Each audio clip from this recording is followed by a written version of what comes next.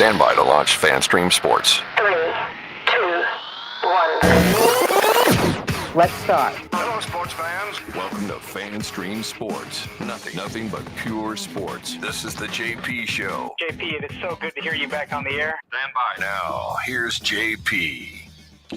All right, welcome into another edition of the JP Peterson Show. I think I've lost track of what day it is. Oh, it's Wednesday. It's Hump Day. Hump Day. Hump Day. Welcome into the big show today. We got a lot of fun stuff for you planned, as we usually do. Out and about yesterday, talking with folks that are interested in buying the Rays. Man, this is a circus.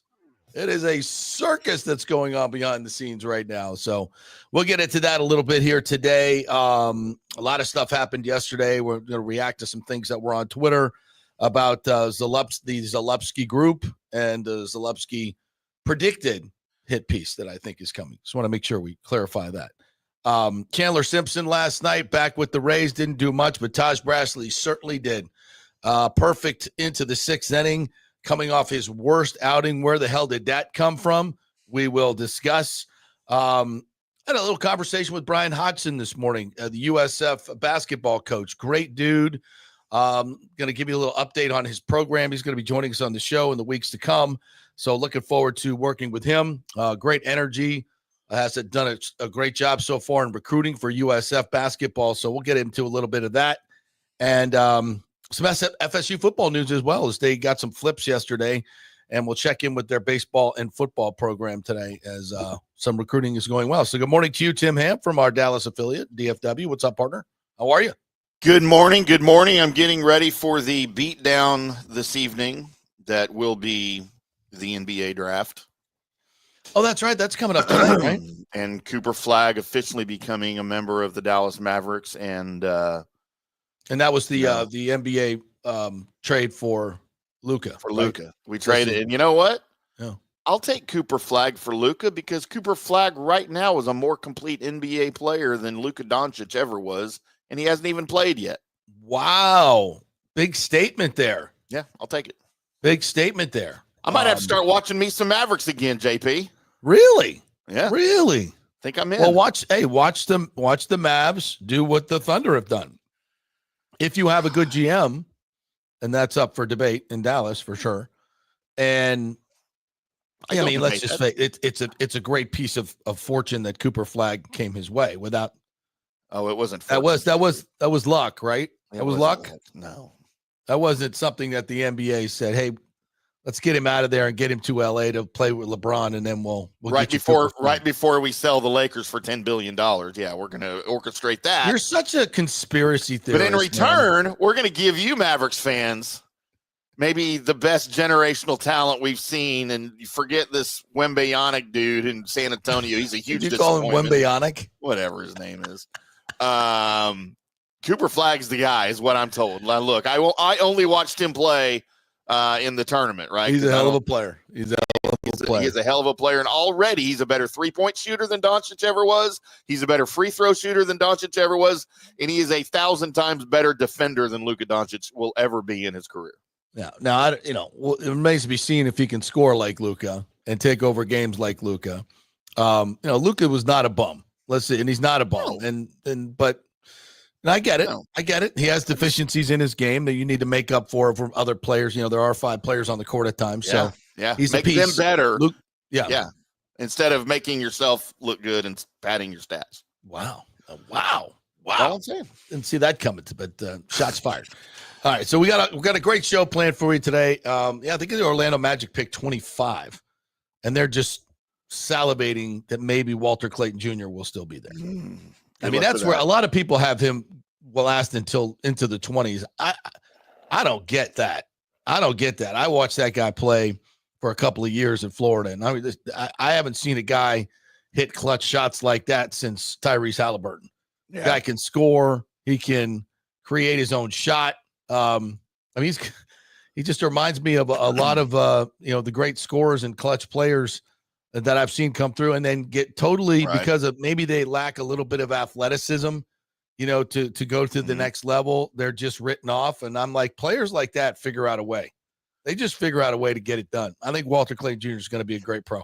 I may be wrong, but if he's there at 25, the Magic are going to jump all over him, and that would be a great ad for them. I think Walter Clayton Jr. goes at 17 to the T-Wolves. That's just my guess. Yeah, I don't think he's going to be around for the Magic at 25, but we shall see. All right, so let's get into what you came here for, which is Rays stuff. And we'll start with the game last night. Taj Bradley was absolutely phenomenal, taking a perfect game into the 6th inning. And let me just say this. I love BA and Dwayne with all my heart. I love our broadcast crew. They are absolutely fantastic. If I ever have one bone to pick with them, it's because they're old school superstitious. And they don't talk about perfect games or no-hitter. As you shouldn't, as a broadcaster. I disagree. No, you don't talk about it, JP. And I may be in the minority. He can't hear you. Taj Bradley cannot hear you. You know who baseball can hear gods you? Can hear you. The people like me that are doing other work, sending out invoices and doing other things and don't realize it's a perfect game till like the 5th inning. And we're morons like me. And because they're not talking about it. They're like, referring to it. Like, wow, no one's reached back. And I can't lock in. I got other things to do, for God's sakes. And I did. No, you can say things like zeros across the board for Taj Bradley. What? I know. You can all say, that. And they do a great job of that. You can say the Royals. He can't hear you. The Royals are in the audience. But you can't say the word no hitter. You can't say the word perfect game. He can't hear you. I get that if you're in the dugout. No, the baseball gods can hear you, JP. The baseball gods can hear you. The baseball gods. That is not how it works. They will curse you. You know who can hear you? The millions of people watching you on TV. That's who can hear you. So talk to them. Talk to us. Talk to us morons that can't figure it out because we're not zero. Because I was doing other things. I look up. I'm like, oh yeah, he's got a perfect game going. Oh whoa, wow. Let me jump into this, and then you hear all the the alluding tos and all that stuff. Anyway, so Taj Bradley was fantastic. Like coming off his worst outing where he couldn't get through the 1st or 2nd inning, got 4 outs, gave up, I think 6 runs. He was just horrible. And everybody, including myself, are like, Joe Boyle's sitting down at AAA. Maybe Taj needs to take a little break and go down and work on some things like Chandler Simpson. Maybe this is a good time for that. And so, as they are wont to do, this great Rays pitching staff, bullpen coach Jorge Moncada, according to the Topkin article here this morning from the Times, did some video work. And Snyder also broke it down a little bit further, looking at his delivery, where his hands are. So they got him back to the rhythm and timing that he has been most of his career. And Taj has always been, the stuff is electric. It is absolutely electric. You see it every time he pitches, even when he pitches bad. It's just, and sometimes I think his stuff is so good, he doesn't get calls because, his knuckle curve is breaking 6 feet and it just goes through the strike zone. And I don't think the umps can handle it half the time, but the stuff is electric. And that's why the Rays love him. And he's 24 years old, for God's sakes. And his trouble is not stuff. It's consistency and it's strike throwing. And he doesn't control it as well as he needs to control it. And last night, I think he finally just said, F it, I'm going to throw it in the strike zone. And voila, he figured out, oh, wow, my stuff's good enough to play in the strike zone. I think, especially when you get knocked around a little bit, it's human nature. You just start nibbling. You don't want to throw the ball over the middle of the plate because that didn't work out well. But he found out last night, and I think hopefully he gains confidence from this, that when he throws his stuff in the zone, it's still pretty unhittable.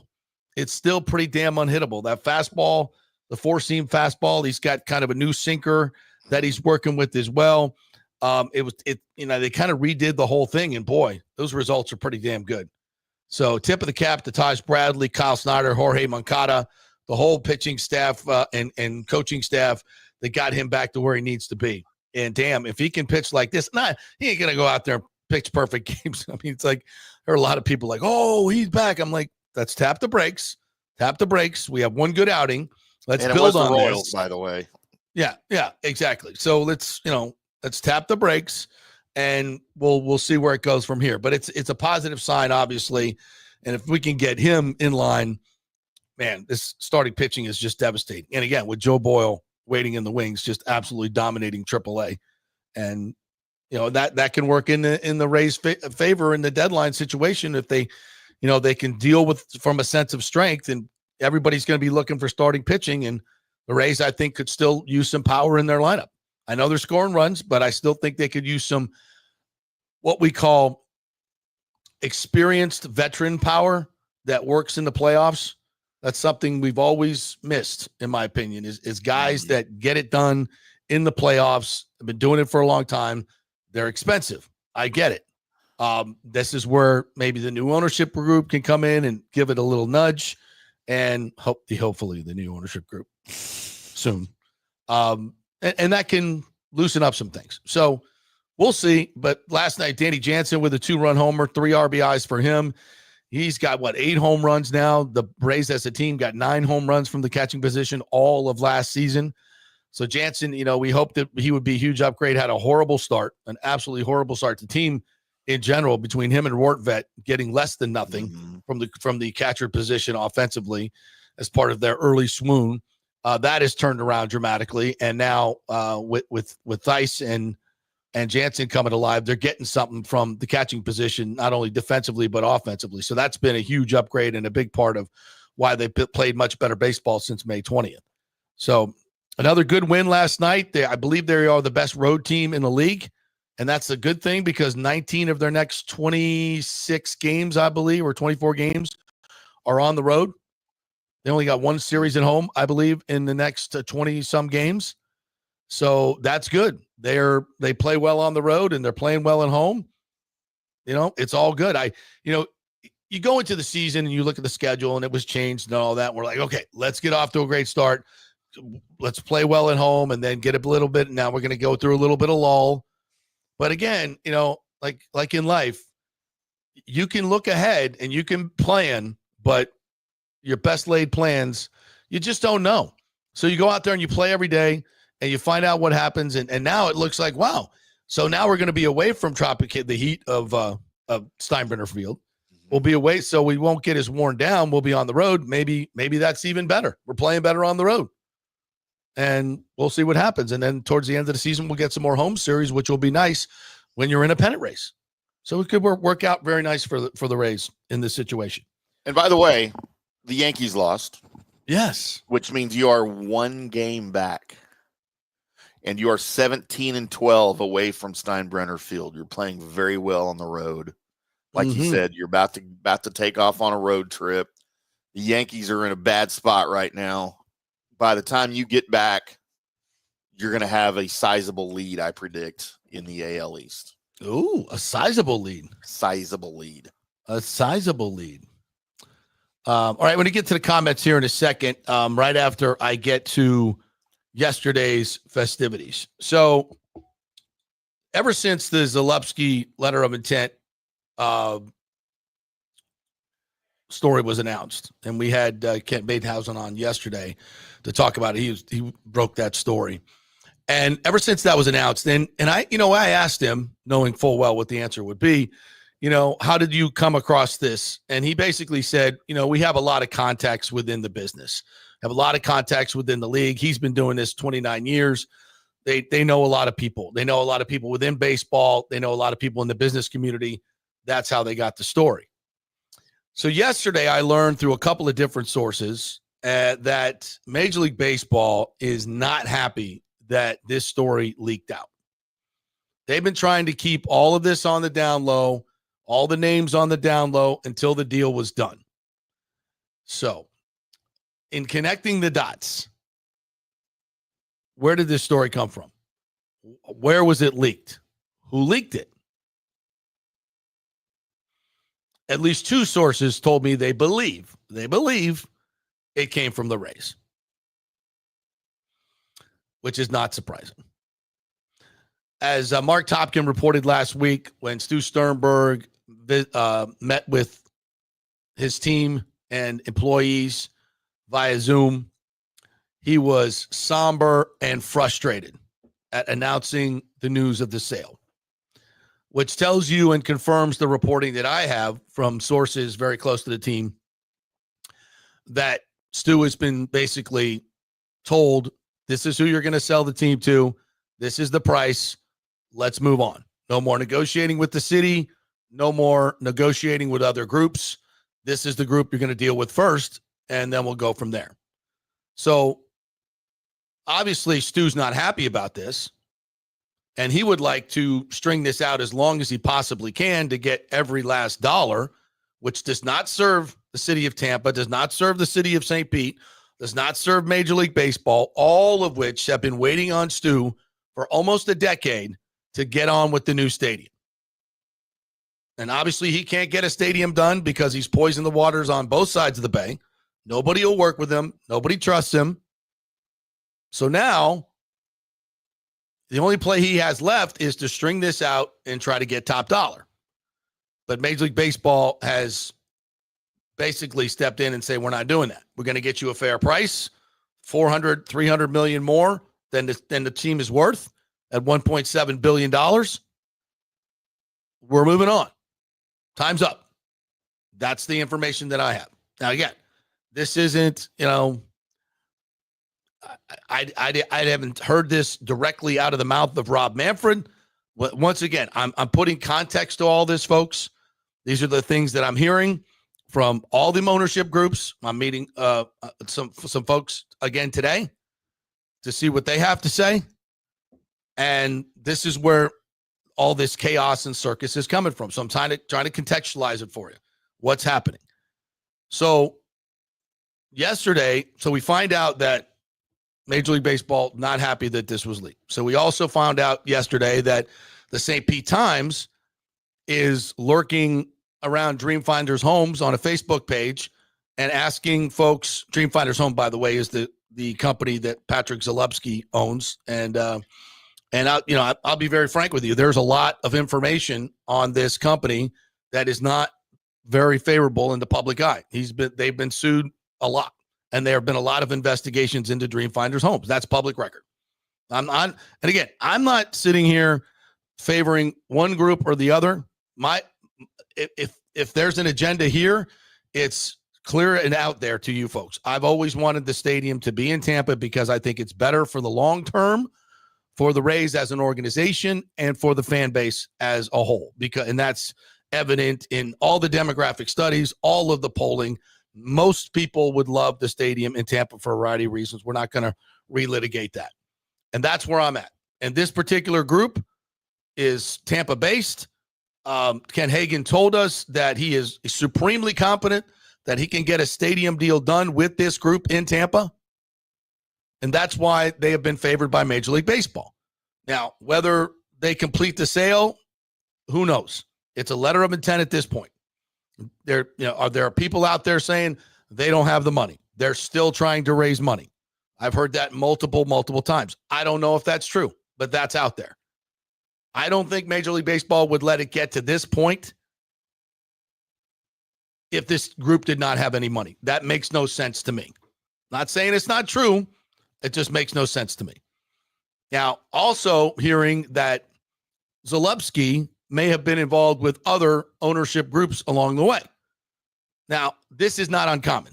This is not uncommon. In fact, we told you about this throughout the process, that often Major League Baseball will try to cherry pick different investors, put them together to make up a more successful ownership group. So we predicted this a while ago. Now, when you start flipping and flopping groups, toes will be stepped on and feelings will be hurt. So there's a measure of that probably going on as well. And none of this, by the way, is unfamiliar to people that have seen these deals take place. So again, it is, these things are messy. There's a lot of rich people with a lot of egos that want to get this team. And that's what's so fascinating about it. It involves the biggest money people in Tampa Bay and outside of Tampa Bay, some really, really big money people. It involves Major League Baseball's future and expansion, which is billions of dollars in expansion fees, and cities like Portland, Nashville, Charlotte, Raleigh, all waiting to see what happens here. So there's a lot going on, and there's a lot at stake. But what is central is that Major League Baseball and the group that has the letter of intent, Zalewski, and he may or may not remain as the anchor investor. We don't know that. At this point, he is, or that's what's been reported. It may be different iteration as this letter of intent goes through. That could change. I can just tell you that those names that were leaked were not meant to be leaked, and Major League Baseball is not happy about it. So more and more distrust, more and more shenanigans, as we like to say, going on with this. And as I told you yesterday, the Tampa Bay Times, Freudian slip, are sniffing around Dreamfinders homes in the face, and they're wanting to get stories of people that have dealt with Zalewski's company. And there's a lot of, as I said, you read that page, it's public record, you can go see it. There's a lot there. I know personally about it. There's a lot there. Now, you go look at any other home builder, national home builder, you're going to see a lot of the same stuff. And Zalewski is a major sponsor of the Jaguars. He's on the board of trustees at the University of Florida. He's been vetted publicly. So, yes, there are issues. There are issues with a lot of companies, especially in the home building market. It's a very complex thing. I'm not trying to run cover for him. I'm just telling you what the deal is. So, now does this, if there is a hit piece coming, which I think there is, that's my prediction. I'm not reporting it's coming, but I see what's going on. And I also connect the dots with Ron DeSantis being one of his best friends, a donor, great relationship with Zalewski. We all know that the Tampa Bay Times and Ron DeSantis do not see eye to eye. You all can see that. This is not news to any of you. But it is what it is. So will there be a piece coming with connects the two? That's my guess. That's my prediction. Does that help this go through? I don't know if it affects it. People have asked me that. Well, do you think this would scuttle the deal? I don't know. There may be people out there that want that scuttled. You can connect the dots as you will. There may be people that don't want this to go through, so maybe there are other groups can come in and bring more money and elongate the process, which is something Major League Baseball does not want, because we're dangerously close from going, to from a new stadium and opening in 2029 to 2030. And Lord knows we don't need to push this back any further. So there is some urgency now by Major League Baseball to get this done now with this group and get the stadium deal in Tampa rolling. And there are forces outside there that don't want that. And I think you can figure out who they are, in my opinion. So, again, I'm just trying to contextualize everything that I'm hearing. A lot of stuff that I cannot say. Unfortunately. But I'm trying to pick and choose and hopefully bring it all together and tell you what I can say. So, one other note that we've talked about. The Rays being next to Ray J. It's county land. They could share a roof. There's a lot of different things that have been talked about. It's my understanding now that that's not something that the Glazers are interested, or the Bucs are interested in. And I completely understand that. You have to understand that as friendly as these teams are with each other, and they are, and I think they do a great job all getting along, they're in direct competition for the same major sponsors. It's just not good business to mix it all up, quite frankly. And the Lightning and Rays tried to do that for a while. That failed miserably because of the Rays side. And it's, you want to be cordial and you want to support each other, and the players go over, take batting practice and go to training camp and all that. And that's fantastic. And that's the way it should be. But when we're talking about business and millions of dollars in major sponsorship dollars, there's going to be competition there. And that's not a bad thing. It's just what it is. So would it be great if that were all together there? Yeah, I guess it has its advantages, but there's also huge advantages to keeping them separate. And I think that's in essence what's going to happen. So now I'm not saying it's completely off the table, but I would say learning more about the process, that it's probably in the Bucs' best interest that they not, actively go out. And I think that's why the Bucs haven't come to the TSA and said, this is what we want. This is how much it's going to cost. This is what our plans are, because they're waiting to see what happens with the Rays. And I think that's smart business. So, and then the ask is, well, does Hillsborough County and the city have enough for the Rays and the Bucs? The answer is yes. They can get the deal done. They can get the deal done. Not as much upfront money as St. Petersburg has offered. We've gone over this many, many times. St. Pete has more tourist dollars they could throw at it from the beginning, but you don't necessarily need that to get the job done.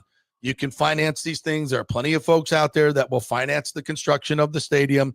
You have to have a chunk, but you don't have to come up with $1.75 billion for a stadium and write a check. You don't have to do that. So there's ways to finance these things, and we've talked a lot about that. So there's a lot of hodgepodge there, but I think enough information that you guys can comment or ask questions. I'm going to get to some of the comments here real quick about this. Sergio Biltrace said, good morning, gents. A question was brought up yesterday. If the Rays make it all the way to the ALCS or World Series, that Major League Baseball would not allow the games to be played in Steinbrenner. They want a bigger venue. Well, I haven't heard anything from Major League Baseball about this. I don't think they've made a statement. He said WDAE brought that up. But we've talked about this. This is kind of old news. It's, it's not news. It's just old talking points. So it's my opinion that they should be allowed to play at home. I don't think they should be penalized. I don't, especially in the earlier rounds that are announced 36 hours before the games, to expect the Rays. I mean, if they play in Miami, you think Miami fans are coming to see the Rays and Toronto play a 3-game series? No. The Rays in Cleveland? No, nobody's showing up for that.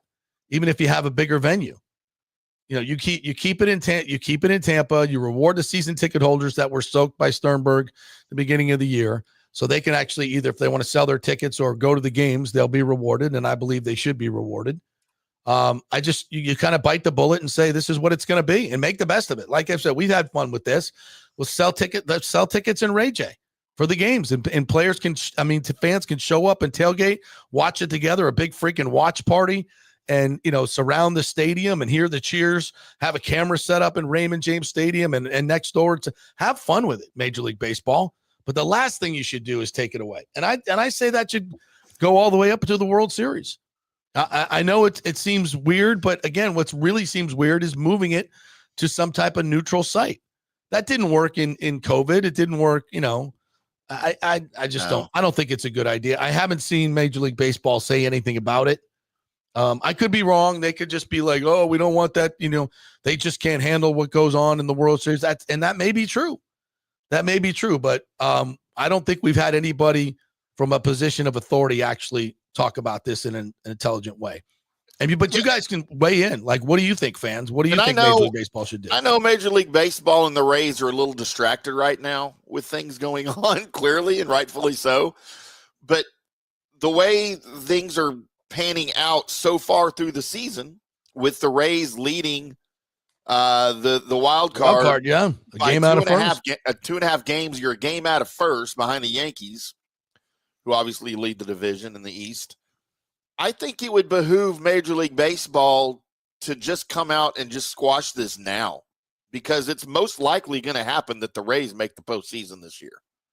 I just think it would be a show of good faith while all of this other stuff is happening with the sale of the team and with Stu, for Major League Baseball to come out as a show of good faith and say, hey, look, guys, if this happens, y'all are playing. You're playing at Steinbrenner. We're not taking this away from you guys. Major League Baseball loves Tampa Bay. We love the region. We support the region. We're not taking postseason baseball away from you guys. Y'all will get to experience it. And I just think that would go miles as a show of good faith for the club, for the league, for all of the fans. Do you agree? 100%. 100%. And I think the alternative is a really bad look for Major League Baseball. A really bad look. You could lose a lot of fans. You could lose a lot of sponsors. Yeah. Maybe World Series I can see. Maybe I could see moving a World Series to a neutral site. That might be interesting given the circumstances. But that neutral site would have to be damn close. So that means Miami or Atlanta. Yeah. And that means all the games, not just half the games, which now you're going to penalize the National League team. The other team, yeah. Which, good luck with that. Good luck with that. So I don't know. I don't know. There's going to have to be some creativity involved here, but I think taking those games away from Rays fans in Steinbrenner Field would be a horrible injustice. Yeah. And if you want to keep this market, and keep this market interested in, forking over $600-700 million in public money to build a new stadium, I don't think ripping away the playoffs from your home stadium is a really good idea. If you want a fan base that's already on the fence because of the owner of their team, if you want a fan base to fully turn on your entire league, go ahead and take postseason baseball away from them in their home city. I mean, do that, and then you will see. You will see how bad it gets. Let's bring in, I did not notice in the wings was our man, Evan Closky. Sorry for keeping you waiting. Tampa Bay's 10 sports director. What's up, Evan? How are you, partner? I'm doing well, and it always seems like every time I come out here, the gardeners decide to do some work. So if it's getting too loud, I can always move in. Let me know. That's not too bad. It's not too bad right now. Okay. Just, hold a nice glass of iced tea out there and say, hey, take a break. Hey, give me 30. Give me 30. How are you, partner? It's been a while. Yeah, it has been. I'm doing great. Last weekend, did a nice little golf outing with friends, so I'm a little bit refreshed and enjoying what the off season is for us before we get stuck into training camp and the whole fall and the beast that will become. But at least the Rays are entertaining right now, so certainly keeping me company. I was gonna say off season my ass with all that's going on with the Rays now. We say it in italics. Oh my God! Even with all the Rays stuff, this is still the quietest that we're gonna get. So at least I can devote all my attention to one thing versus getting pulled in 9 directions. Well, Evan, I don't know about you, but it seems like everybody that wants to buy this team is up in arms over this letter of intent. And it seems like all these other groups are blindsided. They feel like they've been told that they're the lead group and they're, just be cool, stand by, we'll see what happens. Do you get a sense of what's happening with this sale right now since the letter of intent was announced? A lot of stuff has happened, accusations going all over the place. What are you hearing?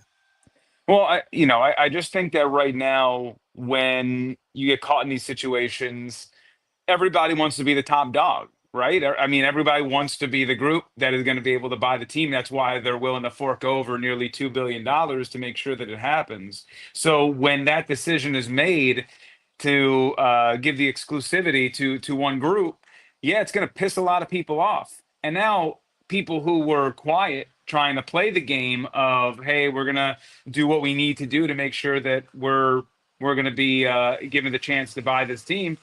Well, now they're not going to be so quiet because they need to rattle the cages to do whatever they can to try to usurp the group that's ahead and pull ahead. It's no different than everything that's been happening in Orlando and what we've been talking there. The difference being Orlando always knew they were far behind. So they have done everything and anything in their power to make sure that they can be the group that can try to at least yell, scream, say, hey, stop doing this. Please come over here. So now you're going to have that a little bit more locally. And this is the business world that, in the world of kind of the billionaires, the ones that we don't really get to hang around much. I mean, this is sort of the ruthlessness that can happen. And I think all of this is probably fairly normal. Maybe what's being said, not so much. But just as far as, hey, we got to jockey for position because, again, time is of the essence. Yeah, I think you nailed that. We're seeing how the sausage is made up close and personal, and it's. I tell you what, though, it's entertaining from my seat, and I don't know if the fans like it because they just want certainty. They're so tired of it, and I don't blame them. Yeah.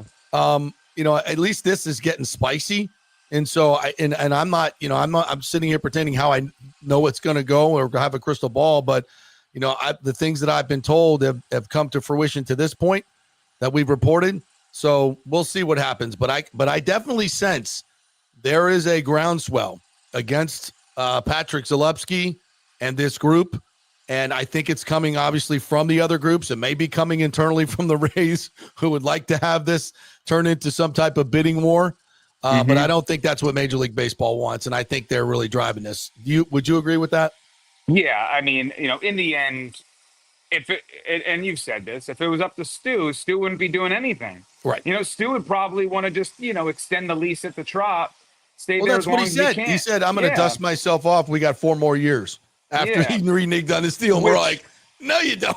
Well, no, you that's don't. and the whole thing, the 4 years comment never made any sense to me, because for how long did we hear about, like, 2024, we need a solution because we need to build Yeah. a ballpark. It's going to take us 4 years, and there's a lease agreement and all this stuff and so on and so forth. Then all of a sudden, it's like, oh, well, we got until the end. In the end, that was their move of saying, like, we're going to try to wait until Manfred is done, Right. and then we'll have a new commissioner and we'll be able to work them. And so, that's the Rays' specialty, is to move the field goal posts as far as they can, as left and right as they can, buying more time until eventually they just do what they want to do. And right now, Major League Baseball owners, Manfred, who again is pretty much an extension of them, is saying enough. We gave you 15 years, man. You don't get more time. I don't want to hear it. I don't want to hear it. You burned bridges left and right. Nobody wants to work with you. We're not going to allow you to relocate the team.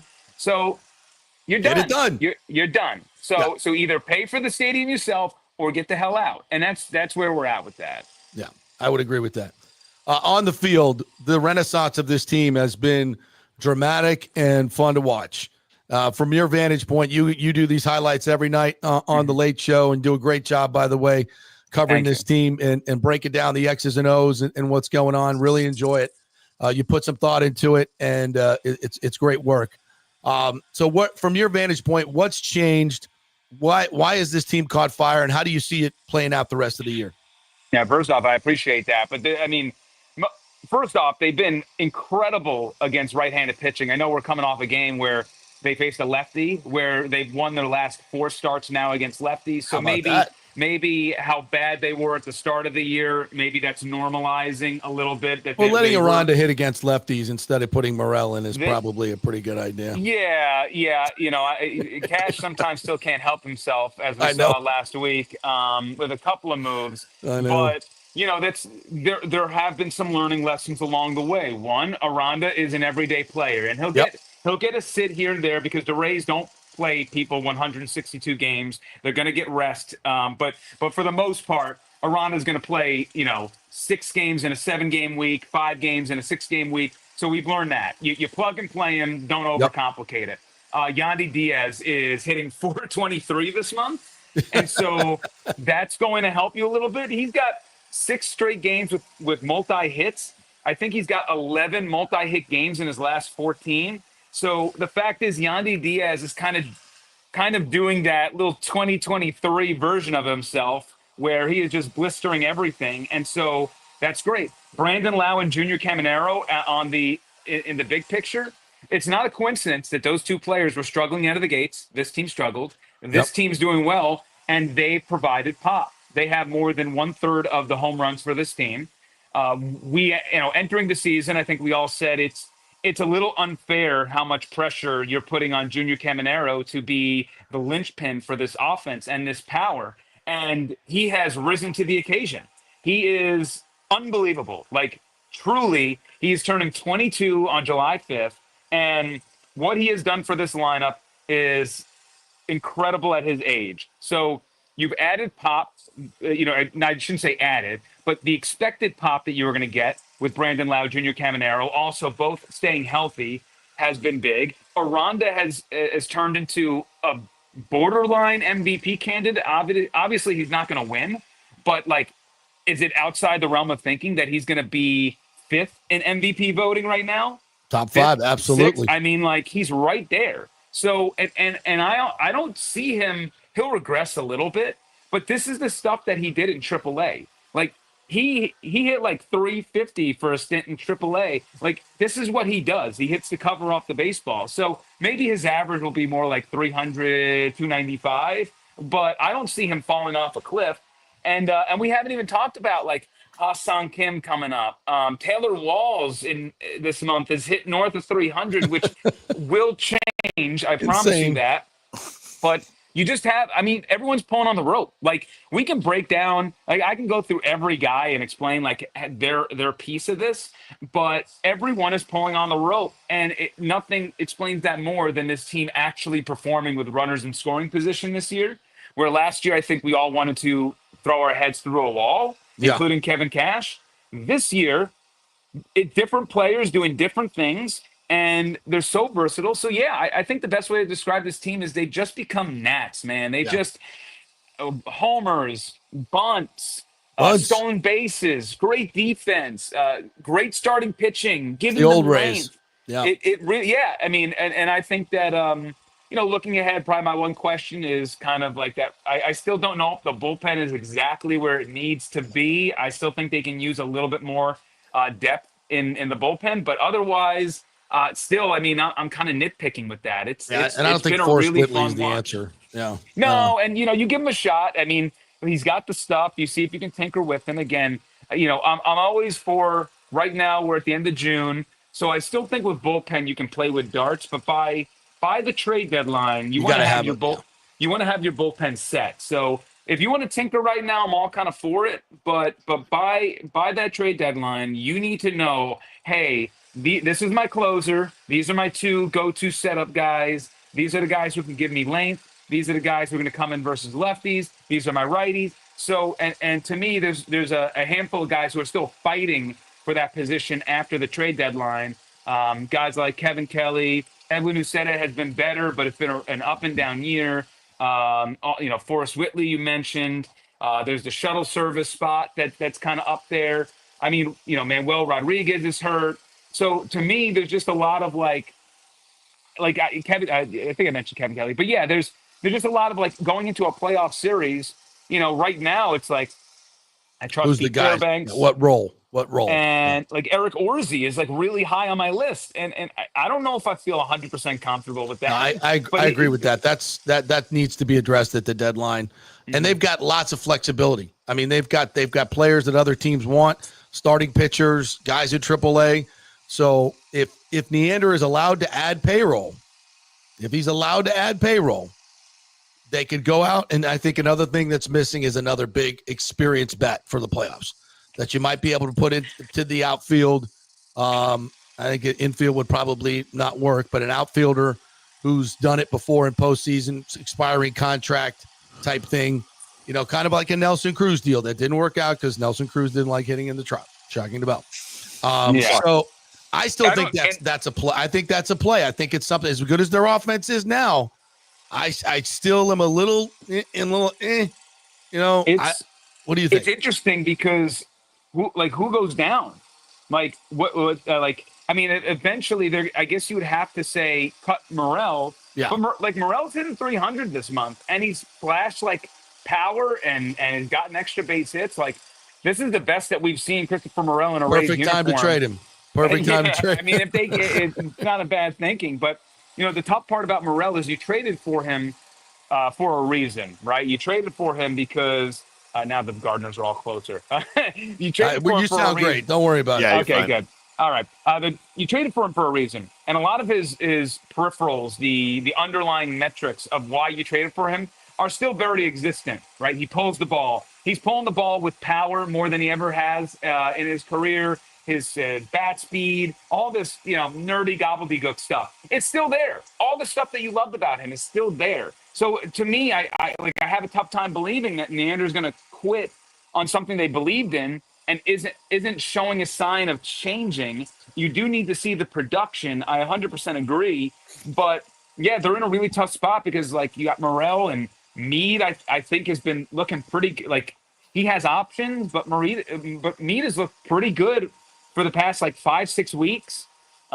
You got Mangum and Simpson who can get sent down, but I think we all love what they provide for the team. Absolutely. Yeah, I don't want them. I want them growing up here. Yeah. So it comes down to a numbers game of if you bring in someone who's going down, and that's why with the Rays that typically made moves earlier than the deadline, I think it would probably behoove the Rays to wait until the last possible second this year.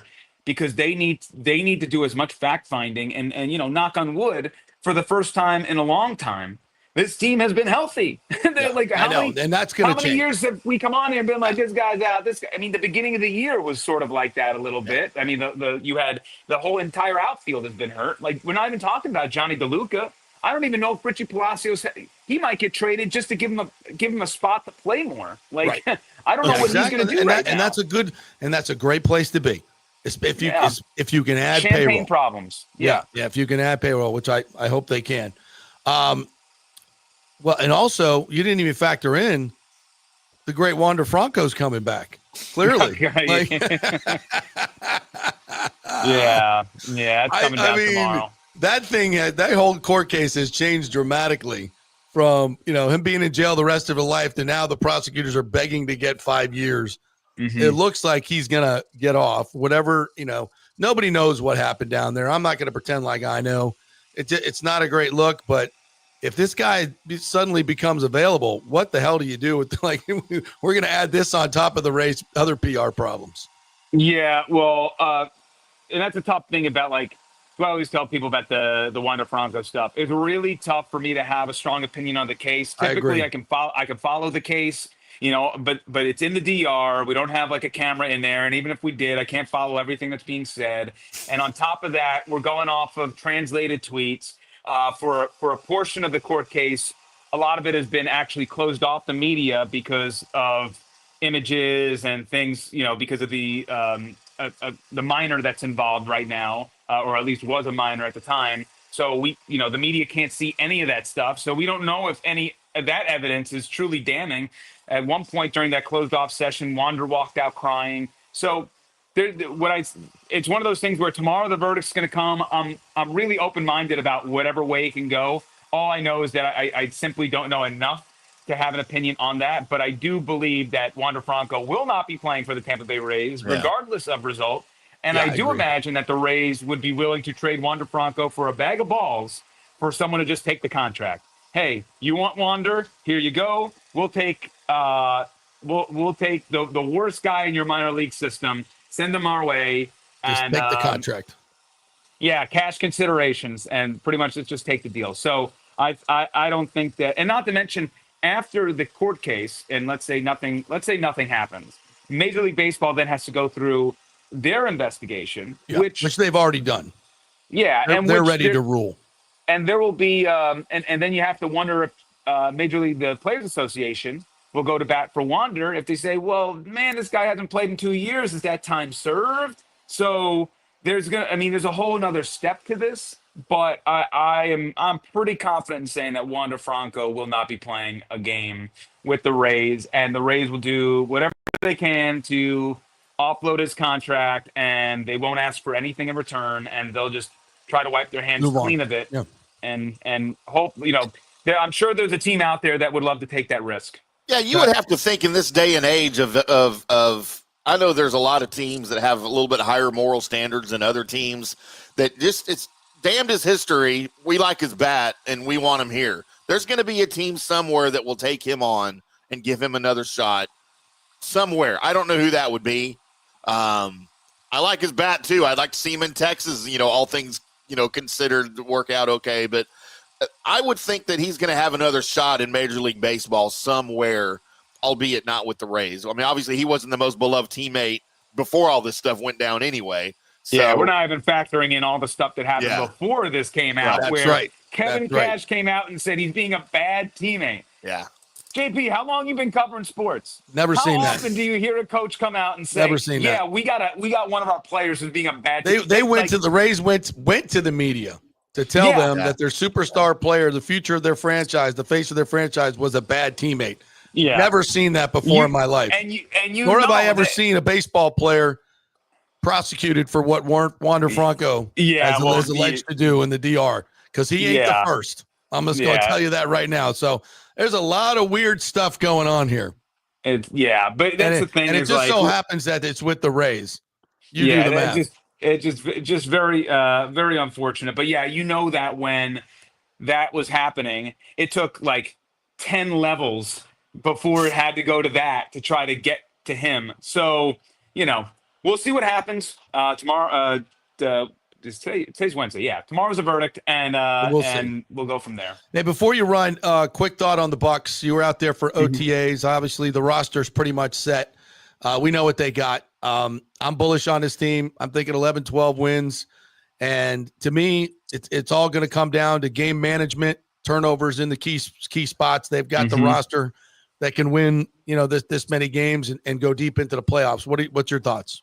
Yeah, I got them at 11 wins myself when the schedule came out, and I just ran through them all. I did have 11.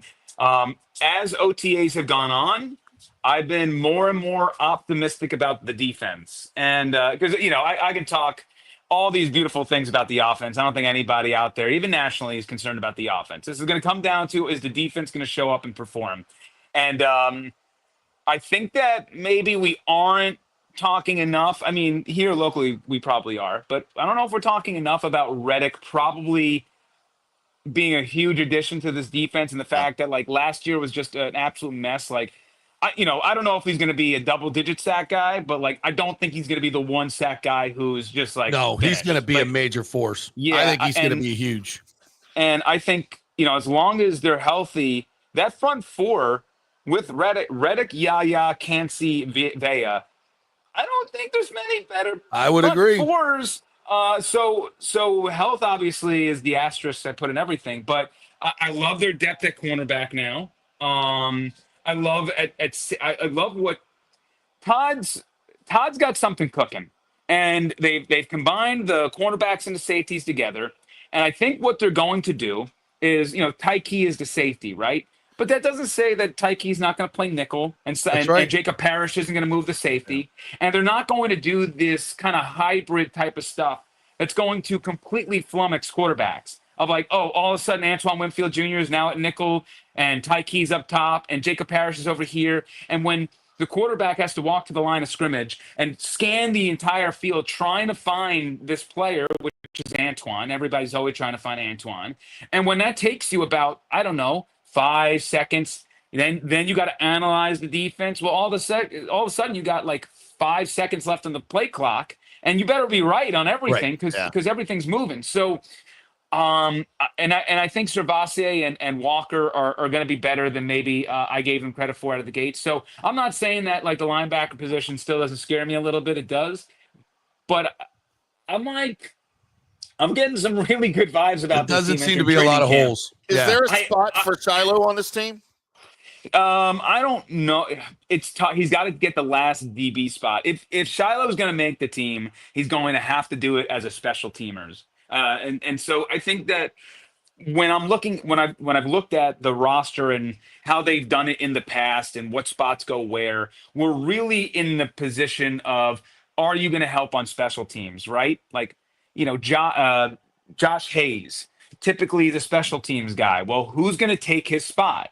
You got to take his spot because, Hayes last year had to play defense. Hayes isn't on this team to play cornerback, right? Hayes is on this team to play special teams. So if you're going to make this team, it has to be through special teams. Regardless, I think Shiloh will be on the practice squad. I do like his size. He's a little bit bigger than I thought he was going to be when I saw him at camp.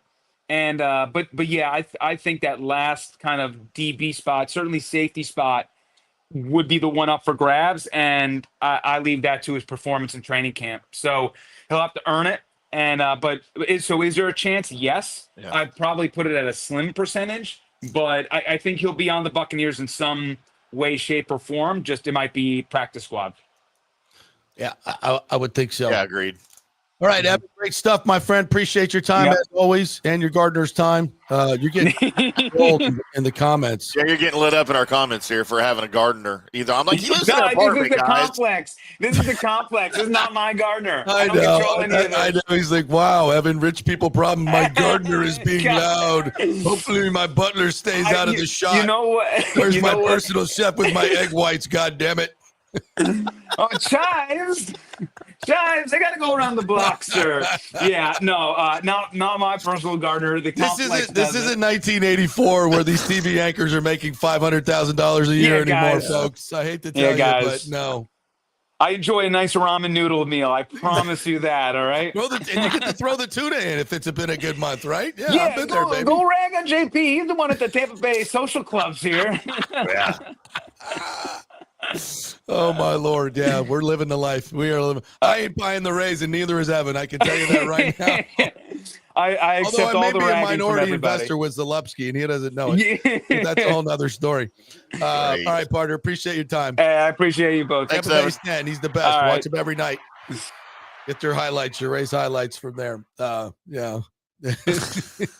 Yeah, those days are. Somebody put in the comments last week that T-Craz makes 600,000. JP makes nothing. I'm like 600. Oh, there's no way.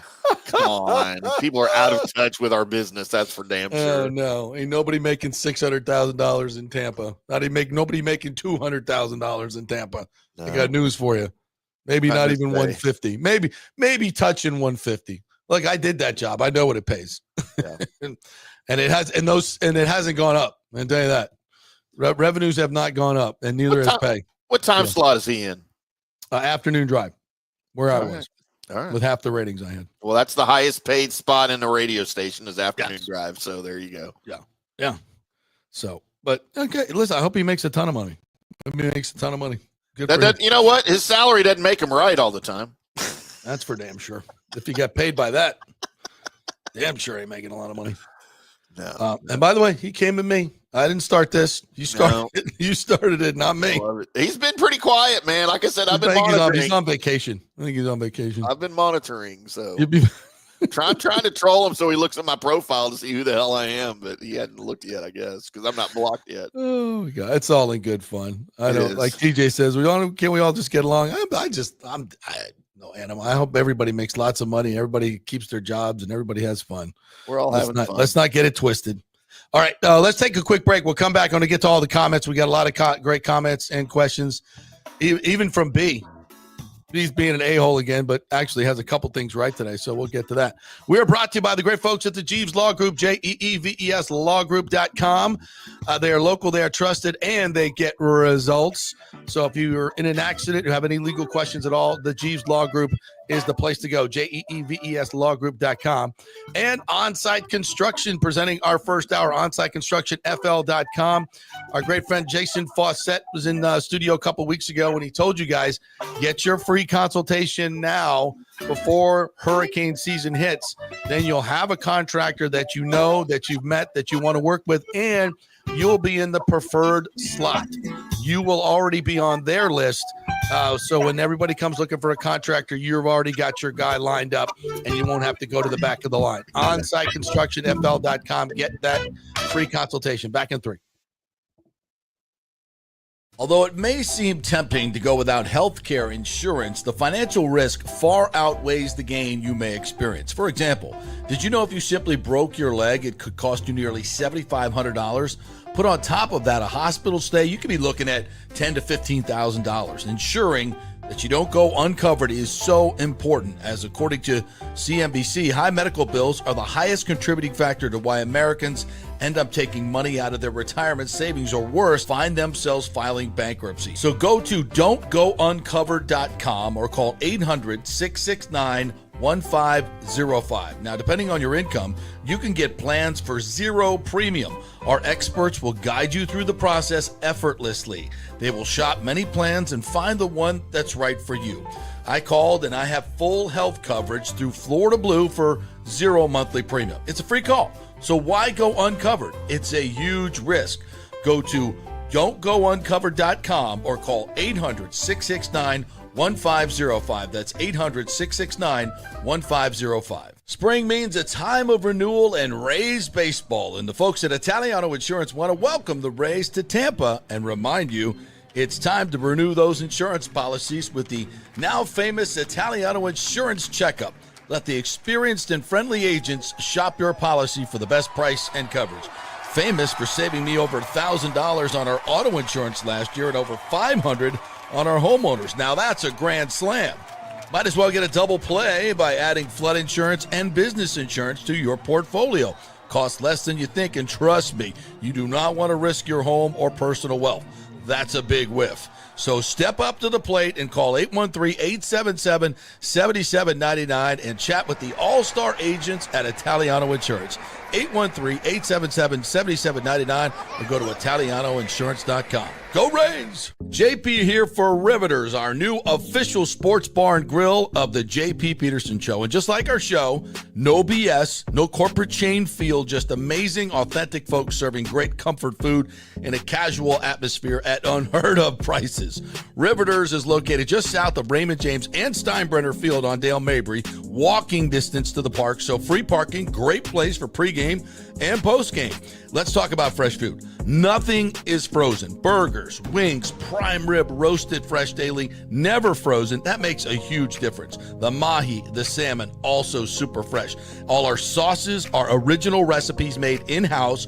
Our Warhawk chili and fully loaded potato soup is made fresh in-house. It's the best food anywhere, served by people who actually care. Riveters on Dale Mabry, just north of 275, just south of where the Bucs and Rays play. We'll see you there. Are you looking to renovate your home, rebuild after the hurricanes, or build your dream home from scratch?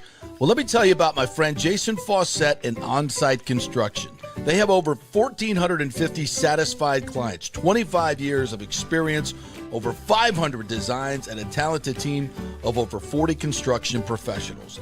They believe building something exceptional begins by truly focusing on all the details, even the smallest ones. We understand that construction can be a daunting process, and we're here to make it as smooth and stress-free as possible. Quality is non-negotiable at On-Site Construction. We use the finest materials, employ the most skilled tradespeople, and adhere to the highest industry standards to deliver a product we're proud of and that you're going to love. Our project management is meticulous with a focus on completing projects on time and on budget. Your happiness is our primary driver. So give us a call at 813-579-5789 or check out our incredible website at onsiteconstructionfl.com. Let's go. Right now, back to the show on FanStream Sports. All right, welcome back to the JP Peterson Show, brought to you by the great folks at Riveters, the official sports bar and grill of the JP Peterson Show, right there north of 275 on Dale Mabry, just south of the Stein and Ray J. Great fresh food and UFC coming up this Saturday night. We will be there. So come on out. We'll be hanging out and handing out shirts and hats and all kinds of fun stuff. 7 to 9 at Riveters for the big UFC fight on Saturday night, the 28th. And we'll probably have a few other surprises for you, doing a little broadcast and talking some UFC and Rays and all kinds of fun stuff, watching the fights. And it's always free at Riveters, no cover charge for the UFC fight. So come on over. I believe the Rays, I don't know if they're playing a night game. They're on the road. But we'll be watching all the festivities on the big screens at Riveters. So come join us on Saturday night. It's going to be fun. Looking forward to it. Fun. And just go for happy hour. Happy hour is fun. 3 to 7 each and every day. $3. You got $3 domestic drafts, $4 wells, all kinds of fun stuff. So come on over and see us at Riveters. Ken Hagan's favorite spot, by the way. Yeah. All right, you want to do some comments here? Do some comments. We got to get caught up on comments before Johnny comes in. All right, guys. We've been some Rocket Classic. Johnny Gerber coming up at 11:30. 3-0 Saturday did me really nice. 3-0 matchups on Saturday. Yeah, by the way, look, I don't toot my own horn very much, but he didn't have the best week when it came to his picks. He barely missed a couple. Well, he hit one. JP, for the first time in the history of mankind, I hit 2 on my dartboard picks. Did you know? So I do the dartboard picks on our show where again, I'm not Johnny. They're just kind of best guess. He's taught me a lot over the last 4 or 5 years we've been doing this show, and I just do my minimum bare research and kind of look at who's playing well at the time and who might play well, who played well on this course before, if they've been there before, and things like that. And it's a fun thing, and Johnny never knows what they are, and it's kind of, I reveal them on the show, and he reviews them, Right. So what's funny is on my picks last week, I had for my winner Keegan Bradley. Holy moly. At 33 to 1. And I had in my top 10 Russell Henley, who finished second Yeah. At plus 225. So I hit 2 of my 3 because I picked one winner, one top 10, one top 20. I had Daniel Berger in my top 20. He finished T42. But, every once in a while, the fun part about me doing the dartboard picks is just Johnny's reaction, because he's always like, oh, God, these are terrible. But last week, he even said, he goes, man, those are pretty good picks. Like, now, do you aim for Keegan Bradley? Do you aim? Do you make picks and aim for certain guys, or you just? I don't actually use a dartboard. It's just what we call them because that's how random they are, right? Sometimes they're very random. I thought there was a little bit more skill involved, but I suck at darts, man. I've injured people playing darts before. Well, then can't wait to play at Riveters. They have darts at Riveters. I think they do. Yeah. Can't wait. Any game that involves drinking, I thought you'd be really good at. All the drinking sports like bowling, pool I'm better and after I darts, drink. I'm better at darts after I drink. foosball, like any bar games. I thought you'd be like bar game Olympic champion. I will kick your ass at foosball. I've been playing competitive foosball since I was like 13. See, that's what I thought. Yeah, I have a table in the dining room in here, by the way. All right, so to the comments, you and your kids, I bet, really good. John Rohrbaugh says they should be allowed to play in Steinbrenner if they make the playoffs. 100%. Welcome in, John. I agree. If MLB was really worried about their image, they wouldn't allow John Fisher or Stu to operate the way they have. It's a big mystery. WDAE and the Times are running cover for Stu. That is not news. Absolutely. No, you're right. What else we got here? David Terry says, I think we should use the Baz man in the bullpen. No one can touch him for 2 innings. I think that's got to be discussed. Shane Baz seems more like a relief pitcher than he does a starting pitcher. And we may have a better starter pitcher in Joe Boyle if we don't trade anybody. So, and I think we need some answers in the bullpen. And Baz was a bullpen guy. So I think that's most of these guys have been bullpen guys at one point. Yeah. Danny Boy Kane said, good morning, gentlemen. JP, thank you for explaining the sombrero footprint was eliminated from consideration for a raised ballpark. It's down to 2 sites now, really, Ybor or the fairgrounds. I think that's right. Although Ken did say there are some other sites, and I've heard from some of these other groups that they're looking at the dog track site because it's got riverfront property and it's connected to 275. It's not too far from downtown. And it's a big time real estate play. There's a lot of real estate to be had there. So that helps the numbers work. So don't take that off the list as well. What else we got? Danny says, the more I keep thinking about it, the more I kept processing the information that I read. It's looking more and more like it's going to be Ybor Harbor that gets the ballpark. That's my leader. That would be great. That's my leader in the clubhouse. Cooper Flagg. Oh, please. He's the next Sam Bowie. Oh, you know what, B? You're the next Sam Bowie. Yeah. I would dispute Good morning to you, Kenneth McClary. Hope everybody's having a good day. Thank you to you. John Hill's in. Good morning to you. Yes. We like to say hello to all our folks. Yeah. B says Stu has LOIs in the past that nobody knew about, but you know, B, because you're a cool cat. I can tell by he's an insider, apparently. Your new avatar. You're inside. Yes. The difference is Major League Baseball is running this show in the LOI, not Stu Sternberg, in my humble opinion.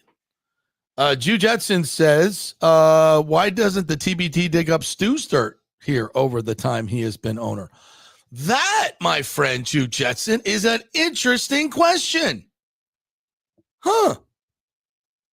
Because according to that lawsuit, there's a lot. There's some dirt. According to the public officials in St. Petersburg and Pinellas County, one Chris Latvala might be interested in doing an interview. Of course, the Times will not do that. It's a great question. He's been the owner of this team for 20 years, and nobody trusts him in government. You think there might be some dirt to dig up on him? Tell you something, yeah. Has it been done? Nope. Just me and all my resources. John Hill says having wealth and having liquid funds available are two different situations. Nice little picture there, by the way. That was nice. Screw you. Oh yeah. Sorry. I didn't mean to put that up again. Maybe I did. Thomas Casper says, notice Manfred is on mute. Yeah, I think it's because he's pissed. I think he's pissed. William Madden says WDA is pro still. Yeah, of course they are. It's the Rays station. They like to keep their jobs. I wasn't that smart. No one's accused me of being that smart. Is it that political in Tampa? I know some cities are like that, and some flagship stations are under rule and under orders from the teams that they represent or that they broadcast. Oh, I was told in no uncertain terms because by my program director. Yeah, here in Dallas, that's not the case. I mean, the Fan here, 105.3. The Fan is the flagship station of the Cowboys and the Rangers, and they are maybe the most critical of both of those teams at times, as it should be. Yeah. You know, that's what keeps your station credible and keeps people listening to stay. Where are they in the ratings? Oh, they're number one. Because DAE's 19th or 20th. Well, as far as sports stations go, they're number one. No, I'm talking about overall. Oh, overall, probably 10th. Just because they're a sports station. I don't know. I'd check that if I were you. Because how many sports stations do you have in your town? In Dallas? 3? 2. 2 now? Used to be 3? ESPN was gone a long time ago. Yeah. So if you have 2, if you have one station, it's typically in the top 2 or 3 in overall in the market. So of course we have the Ticket that was the first ever the first all sports station, I think, outside of New York that started. That's where I started in '93, and it's still around, but it's a shell of its former self. And then the Fan started here probably 2009, and quickly went and got chopped up the Cowboys, and then they've had the Rangers the last 8 or 9 years. But it's a younger audience for the Fan than it is for the Ticket. But yeah, both of them are in the top 10 every ratings period. Yeah. Yeah, not here. Not anymore. Nathan Elliott says the Bucs Rays super complex. I've been against that the whole time. Yeah, well, it ain't gonna happen. It ain't gonna happen. Yeah, no drone tarp. This is very interesting. JP, it takes longer to drive from Tampa to Tampa than from Tampa to St. Pete. That's confusing. Makes no sense. It's B. Thomas Casper said MLB can do a contingent sale announcement at any moment because it's their group. They could. Yeah, they could.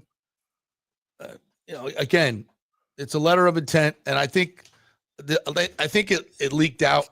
I'm pretty sure now that that's the case. MLB did not want it out, and so I don't know how far along it is, but I would think that Major League Baseball, to get it to this point, would have fully vetted the entire group and has a pretty good idea what can happen. So, and of course, once again, Ken Hagan said he's supremely confident he can get a deal done with this group in Tampa. Rick says, how awesome would it be for the Rays to pop champagne bottles in the Yankees clubhouse? We took your ex-wife and your pony. I have always, looked at the Yankees as the evil empire. Sure. But I've come to love them because of what Mr. Steinbrenner did in this community, what Hal has done in this community with allowing the Rays to play there. They're good people. They're good people, and they care about Tampa Bay more than our owner cares about Tampa Bay. And I think that's fair to say. Yeah. I think that's 100% fair to say. That doesn't mean you have to like the Yankees. No, I don't. Not in the sense of, cheering for the Yankees, right. But I respect the organization, but we're never going to root for the evil empire because we're Rays fans. We would never do that. But I definitely respect what they've done as a ownership group. JW says, when I talked to Rays ticket sales earlier this year, I asked if it was possible they add outfield bleacher seats. They said, not sure, but possible. Maybe postseason, that's an option. I would think it's an option now. I don't know why they haven't done it. Well, I think in the long, hot summer, they don't need them. They just don't need them. It's going to be tough. But I say as we get closer to postseason, yeah, I would think so. Yeah. You don't think they could sell an extra 5,000 seats per game? I mean, not on the weekend night games. Absolutely. 100%. But I think the return on investment, they would just wait till postseason. Right. I don't know. I've asked a million times, like, how easy it is to do it. What's the process? And they just get, it's up to the Yankees. B says maybe the Glazers don't want the Rays in Tampa. Takes marketing dollars away and attention away. I think to say it that bluntly kind of makes the Bucs look bad. So I said it the way I said it in the beginning, that these franchises are very respectful of each other, and I think they all work very well together in public relations, etc. Although the Rays are clearly an outlier. The Lightning and the Bucs, centered in Tampa, those two ownership groups, high respect for each other. They get along great. They do a lot of things. The Rays are an outlier. They just are, and it's obvious. But that said, again, these organizations compete for the same big-time sponsors: Publix, Raymond James, J-Bill Circuit, all these big-time. There's a finite number of the big money sponsors. So they're in competition. So from a pure business competition standpoint, are the Bucs like, happy that the Rays have always been in St. Pete? Yes. From a business standpoint. But would they be thrilled with them moving in next door? No. I've learned no. They don't see that as a bonus. I thought originally if I was going to build an entertainment district on the Bucs and residential around the stadium, I would want as much foot traffic there as possible, and a baseball team would obviously bring that to you. But I think, and while that is an advantage, I think it's also a huge disadvantage that you would have to commingle development rights and funds. And from a business standpoint, you start getting really in the weeds, like who's paying for what. And it gets really mucked up. So I think the Bucs, and again, this is not a knock on them. This is them doing business.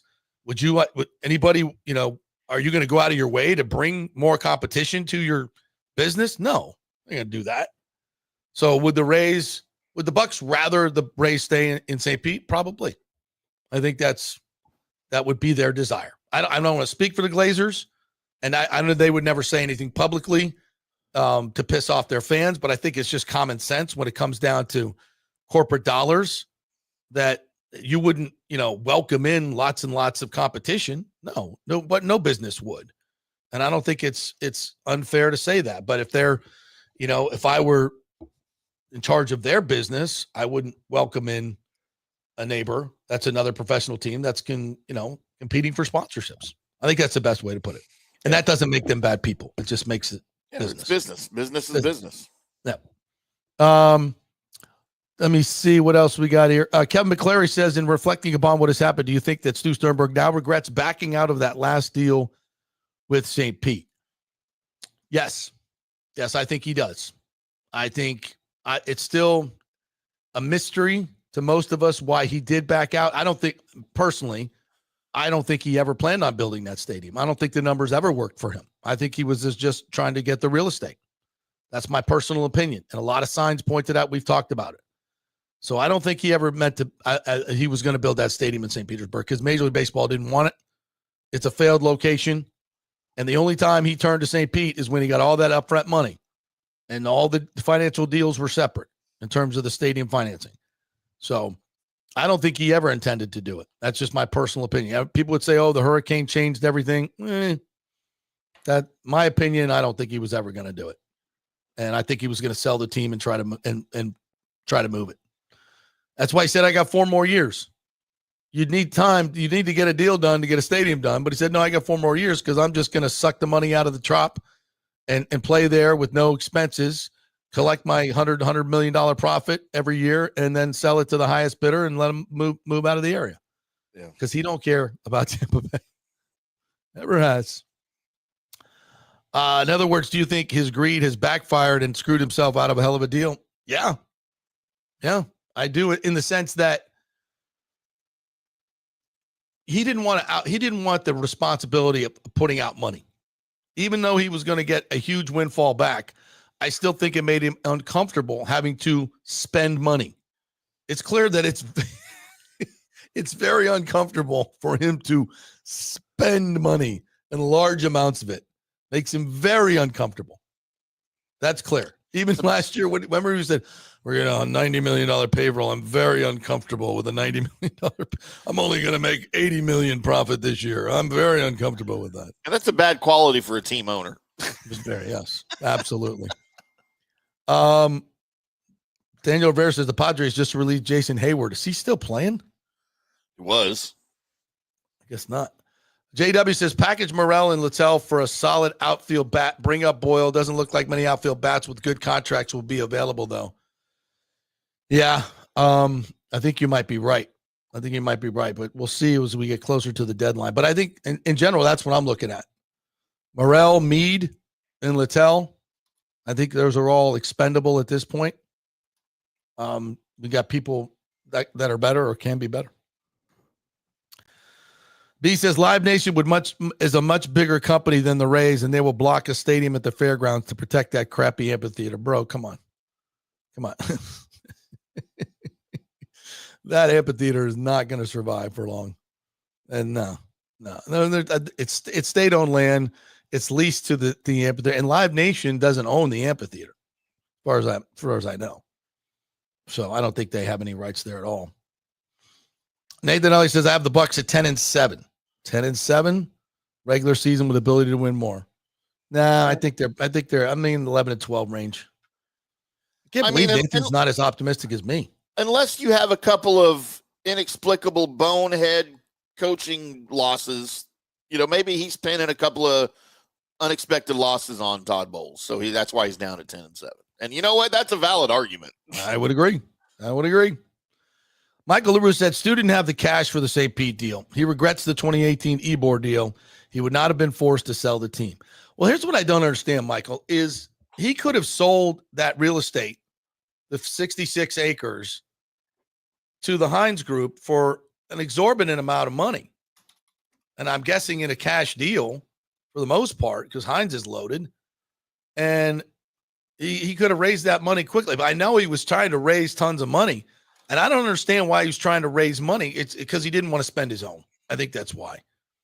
Because he's made a lot of money over the years. And again, that settlement with his partners, which is not disclosed how much it is, I think it was a lot. And I think it was a big hit. And it came at a time that he didn't see it coming. And I don't think he ever thought he would lose that case. Yeah. And he got smoked. He got smoked in that case, I've been told. And I think that's one of the big reasons he's lost a lot of money. Yeah. And now is trying to recoup it in the sale and will. JW said short-sighted decision by Stu and Ebor at the time. Amazing he couldn't see the long-term value of that location no matter what it cost him at the time. Blew that one big time. 100% JW. 100% agree with that. We said it a lot. It was $892 million for a covered stadium in 2018 in Ybor City. Cost overruns, 900, 950, right? Brightline coming in there, 2 blocks away, downtown urban location, right close to the water, indoors. Hillsborough County was going to allow him to have naming rights, or a large portion of the naming rights, which over 30 years could have brought him at the minimum $250, $300 million. If you look at other stadium deals. So then you've got to come out of pocket for $150 million, which you would have easily made up in the first 5 years in premium seating. Oh yeah. No brainer. No brainer. Yeah, and he was so short-sighted and so cheap and felt like he could get a stadium and didn't have to pay anything at some point. And remember, the biggest part of it, he was making so much money at the Trop. He's like, why do I need a new stadium? I don't need a new stadium. With the money I'm making, I could just play this out till 28 and leave and sell the team and let him go wherever. And I'm just making tons of cash, and it'll be worth $2.5 billion. Why should I take the chance to outlay any cash? Well, how about because your fans need a new stadium in a better spot, and your stadium is outdated? I don't care about the fans. I don't care about it. Who cares about it? No, I'm not outlaying any money. Why should I risk anything? I don't need to. I just stay put and make tons of cash. That's what I've been telling you folks for so long. Not in the best interest of the folks of Tampa Bay. Actions speak a lot louder than words. Jeff Stutler said T-Christ came back yesterday and whined about everybody picking on him.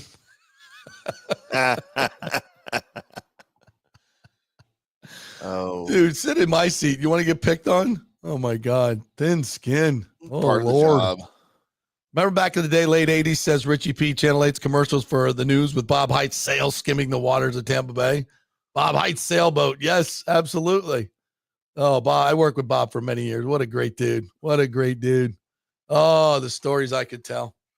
Yeah, those guys, I don't want to out Gail and Bob, but yeah, they were making big money. Huge money. Like lots. I don't want to say what, but you can look it up. Yeah. I mean, and they deserved it, by the way. The stations were making a crap ton of money. We were getting 11, 12, 13, 14 ratings. I'm like, not 1.4, not 0.14 like they get now. I'm talking 14 points. Like it's 6 and 11. On Sunday nights, we were getting 11, 12 rating. Like we're talking about 300,000 people watching the show. Now they're lucky if they get a 0.1. They can't pay what they used to pay. Not even close. Hell, even I made great money when I was there. And that was 2009. 2009. Wow. Those were the days. Those were the days. Yeah, that was great money. Just ask my ex-wife. Ouch. Yeah. Ouch, babe. Man, and her lawyers. Tim's dartboard says more right rudder. We love it.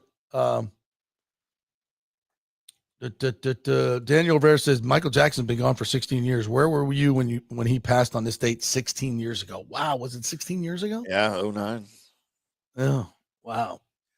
JW, you know who else died that same day that got way overlooked that shouldn't have? Who? Farrah Fawcett. Oh, that's right. She died on the same day, but Unfair. his was announced first, and like unfair. Farrah Fawcett was so much bigger in my life than Michael God. Jackson. She was a huge part of my life, and so was that poster. I had posters of both in my room as a teenager, but hers was definitely never had a Michael Jackson poster. More strategically placed. Nobody wants to hear this. All right, let's get out of here for a second. We'll get back to the rest of the comments here. We're going to get to some FSU football stuff I want to get to, and maybe a couple other fun things. And stupid fans doing stupid things. We got that story as well. Quick break. We are brought to you by the great folks at the Gold and Diamond Source. Folks, if you are going to pop the question or you're going to go get something nice for your sweetie for her birthday or just because you love her, which is a great idea, Gold and Diamond Source, Julie and Steve Weintraub are fabulous people.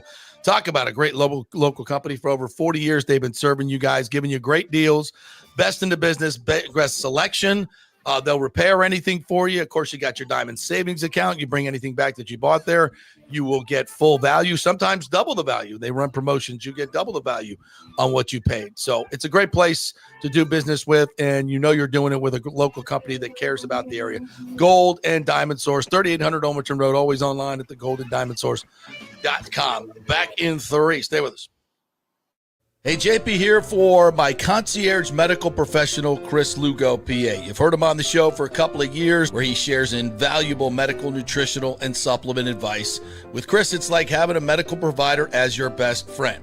What I love about this concierge service is the convenience and support he offers. I can text or call him 24/7 with any questions or concerns, and he'll promptly call in a prescription if needed. No office visits or copays required. It gives me peace of mind knowing I have someone genuinely invested in my health, not just focused on insurance profits. And the best part, the Bay Area Modern Medical Center's personal concierge service is more affordable than you might think.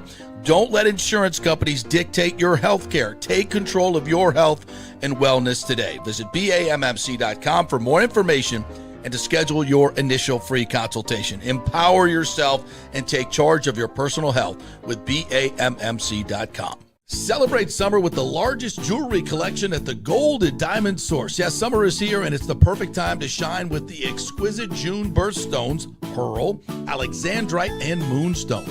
Each gemstone carries its own unique significance and style, making them the perfect thing for any summer occasion. Celebrate the milestone of a 30th anniversary with the timeless beauty of pearl, the traditional stone for this very special occasion. Right now, enjoy 5 years of interest-free financing. You can own a stunning $5,000 ring and pay only $83 a month with zero interest over 5 years. Shop online and get 15% off the June birthstones that include pearl, alexandrite, and moonstone. The perfect opportunity to add a touch of summer sparkle to your collection.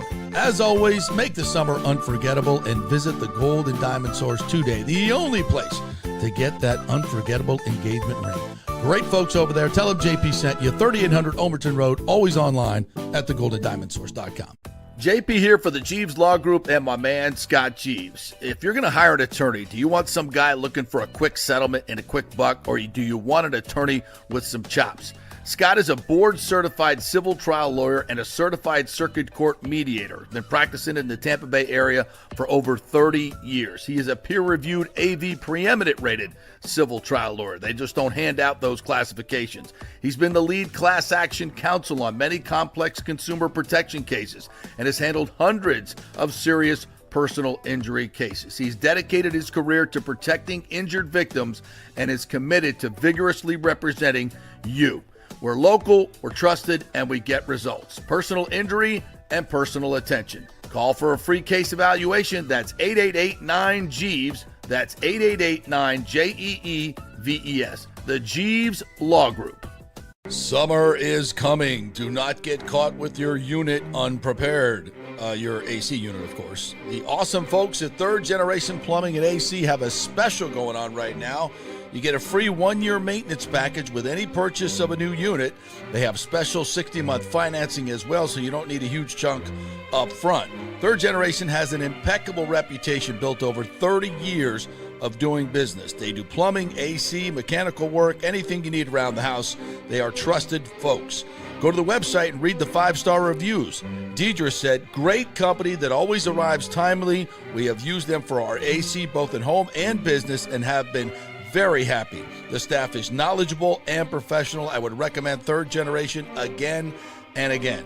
So give Third Generation a call at 813-961-8024 or go to thirdgenerationplumbing.com. Ciao, Paolo Tini here, owner of Caffè Paradiso, voted number 3 People's Choice Award on Open Table. I want to thank all our loyal family of customers that have been enjoying our great traditional Italian dishes we make from scratch every day. It's a great family story we're proud of. Our family moved from Rimini, Italy in 1984. My dad, Caesar, started Donatello, and that's where I got the start in the restaurant business. I started Caffè Paradiso on South McDill in 1995, and we've been there ever since. From our traditional ossobuco, a veal slow roast for 4 hours, to our daily fresh catch, the Gruppo Paradiso, with a piccata sauce and lobster claw meat, homemade pasta like lasagna, farfalle salchicha, which is a bow tie pasta homemade with fresh sausage. Hold on a minute, JP's favorite. I love it. So come and have a glass of wine with me on South McDill. Get a reservation on Open Table and see all our 5-star reviews. Ciao, see you soon at Paradiso.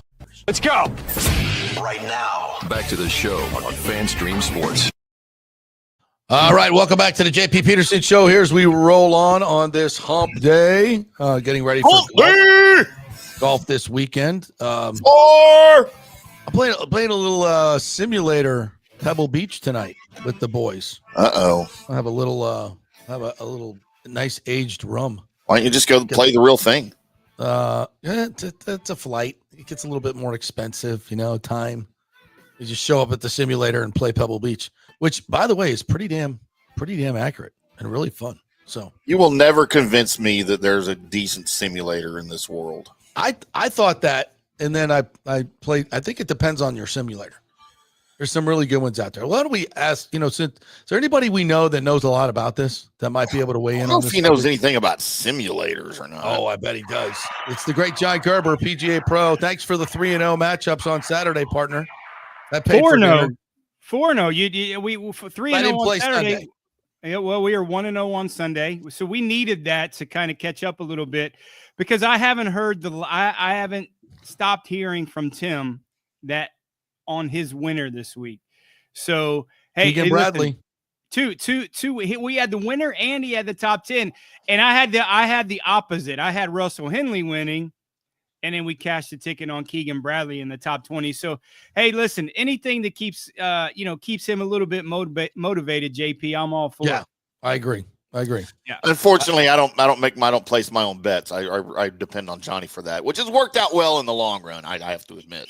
Well, he's there you go. coachable, JP. He's coachable. He's learning the little bit of the tricks and finding out, who does what. And so he's learning. He's coachable. Yeah. I don't know about that. Have you found a good simulator? Do you like simulation golf? It's big. It's getting huge. There's companies all over the place that are doing this now. Yeah, I mean, I think you made a good point. It just kind of really depends on what you have. I mean, there's some really good ones and there's some really poor ones. Yeah. And it just depends on, and I hate to say it this way, it does matter on how much you spend on a simulator. I mean, if you spend $5,000 on a simulator, you can't expect it to track every single thing completely accurate. But, there's simulators out there that are $50,000, $60,000 and they're pretty good. And there's no substitute for the real thing. But, wintertime up north, and if you're in where you're at, JP, in Tampa, and it's hot in the summer or you get the rain, it serves a purpose. It's entertainment. So we're going to use it for entertainment. I'm certainly not going to bet on it like some of these idiots did for the indoors golf thing. TGL. I'm not doing that. No, that's not working. That's not working. But listen, it serves a purpose, and I like it for just to kind of keep you loose and some entertainment. But it is getting popular for a lot of those reasons. They're getting smart. They're starting to open up bars in the simulators and make it more of a bar atmosphere. So exactly. Yeah. It's certainly catching on. And there was one really good one before kind of simulators took off was I'm trying to think of our buddy at Feather Sound owned it, Johnny Renaud. And he closed it once he took the director of golf job over at Feather Sound, but he had a really nice one over there. It was right across the street over there by Feather Sound. He had 3 bays. He had a nice fitting scenarios. It was really nice. I'll think of the name of it here in a minute, but it was good. It wasn't nearly as popular then as it is now. Yeah, I think the one we have at Palmacia, I played Pebble Beach a few weeks ago, and it was really good. And I played in other ones that aren't that good. And I don't know. And it kind of depends on the atmosphere, what the bar situation, all that stuff around it. It's good. It is what it is. And I would agree. There's no excuse for the real thing when you go out there in 100-degree heat and sweat your ass off. That's right. Much more fun. All right. The cart girl doesn't make appearances at the simulator, does she? Don't you have to go to the bar? Well, yeah. She's called the bartender and the waitress. Yeah. It's not the same. I'm not as comfortable hitting on a cart girl inside of the bar as I am on the golf course. Wait a minute. What? Where she can't run away. You're not as comfortable hitting on someone in a bar? What? Are you kidding me? Come on now. As comfortable. I don't believe that for 1 second. All right, before we move on to this week, let's touch on Fairway Jesus choking again last week, Tommy Fleetwood. What is he ever going to win? Is he ever going to win? Man, it's weird in terms of that. I was kind of cursing myself because we've had him on the card 3 or 4 times this year. And I'm just like, isn't this weird? This is the time he's going to win when I don't put him on the card, right? It's just what it is. It's very uncanny for a top 15 player in the world that's had massive success in Europe, a Ryder Cup stalwart, and having this many issues closing out the deal. And make no mistake about this, and I hate to say this word because it's used way too much, and especially in sports, he choked. Oh, he did for sure. Yeah. This isn't hey, you got out and got beat. Now, Keegan Bradley birdie in the last hole is correct, but you shot over par in the last round of a PGA Tour event. You're not going to win. No. You're just not. And no one really came and got him, so he kind of still was in the mix there at the end. But he should have lost by 3 or 4 shots if any one of those guys played halfway decent. And Russell Henley missing 3 5-footers and calling a penalty on himself on day 3. Russell Henley did. If he doesn't do that, I mean, karma's coming for Russell Henley. He's going to win something just because I believe in the golf gods and the karma and things like that. But I don't know what this guy's deal is. I mean, there's no more pressure in golf, in my opinion, than playing in a Ryder Cup, playing for your country and friends, and closing out the deals. His Ryder Cup record and his performance are fantastic there. For him not to close out a deal at the Travelers. Crazy. Did y'all see the cell phone alternate footage of Bradley's putt and from behind Fleetwood? So that's floating around out there on social media. It was basically the shot of Bradley on the green making the putt, but Fleetwood was right in front of the camera with his back to it, and he didn't even watch the putt. He was down like this, never looked up when Bradley was putting it, and he was just waiting for the audience reaction. And clearly, even when the audience went nuts and he knew he lost, he just turned around and walked off. He didn't even look at the green. Well, if you look at it's just sad, man.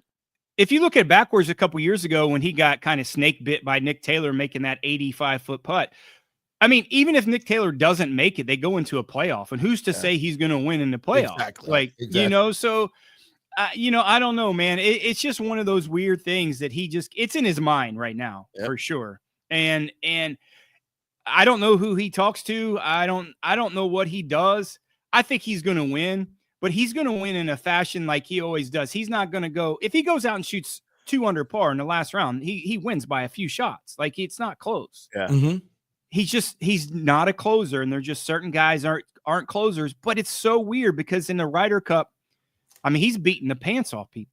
Yeah. But he's also got a team. He's also got a teammate that he can lean on. Just even if he's making the birdies mentally, it's not all him. And that's just, as you know, it's the most singular job in the world in sports, and that's golf pro. And there's nobody there to help you. Maybe your caddy you can lean on a little bit, but you're the one who's got to step up and hit that putt. You're not going to get a block from a teammate. You're not going to get an assist from a teammate. It's you. Golf and tennis are very singular like that. Yeah, and it's also match play, and and that makes a big difference also, right? You're not playing for score. You're playing a little bit different, and you're kind of playing off what your singular competitor does as opposed to 154 other players. No, that's a great point. You forgot bowling. That's singular too. I've never bowled. I've never been bowling in my life. You're going to next time we're in Tampa. We've already arranged a show trip. See, they're trying to get me, JP. I've never had a candy bar. Right, I don't eat sweet. I'm not even never as had a kid. a I never cereal. Never had a candy bar? No. Even as a child, you never ate a Baby Ruth? It wasn't allowed. Snickers? No, I was allowed. I just chose not to. So they're going to trick me. They're going to take me bowling and get me a big pack of candy bars all in one swoop to try to torture me or something. I don't know. But no, you'll love it. You're going to have fun. We'll see. Bowling. If we shoot it up with liquor, vodka. I'm in. You're in. Okay, good. I have a plan. It's happening. Next time we're all 3 in Tampa together, you said you had a spot already picked out, JP, right? Pin Chasers, yeah. Or better than Splitsville. Splitsville has a much better bar. Splitsville is the Johnny Gerber bowling alley. He'll like that. Right.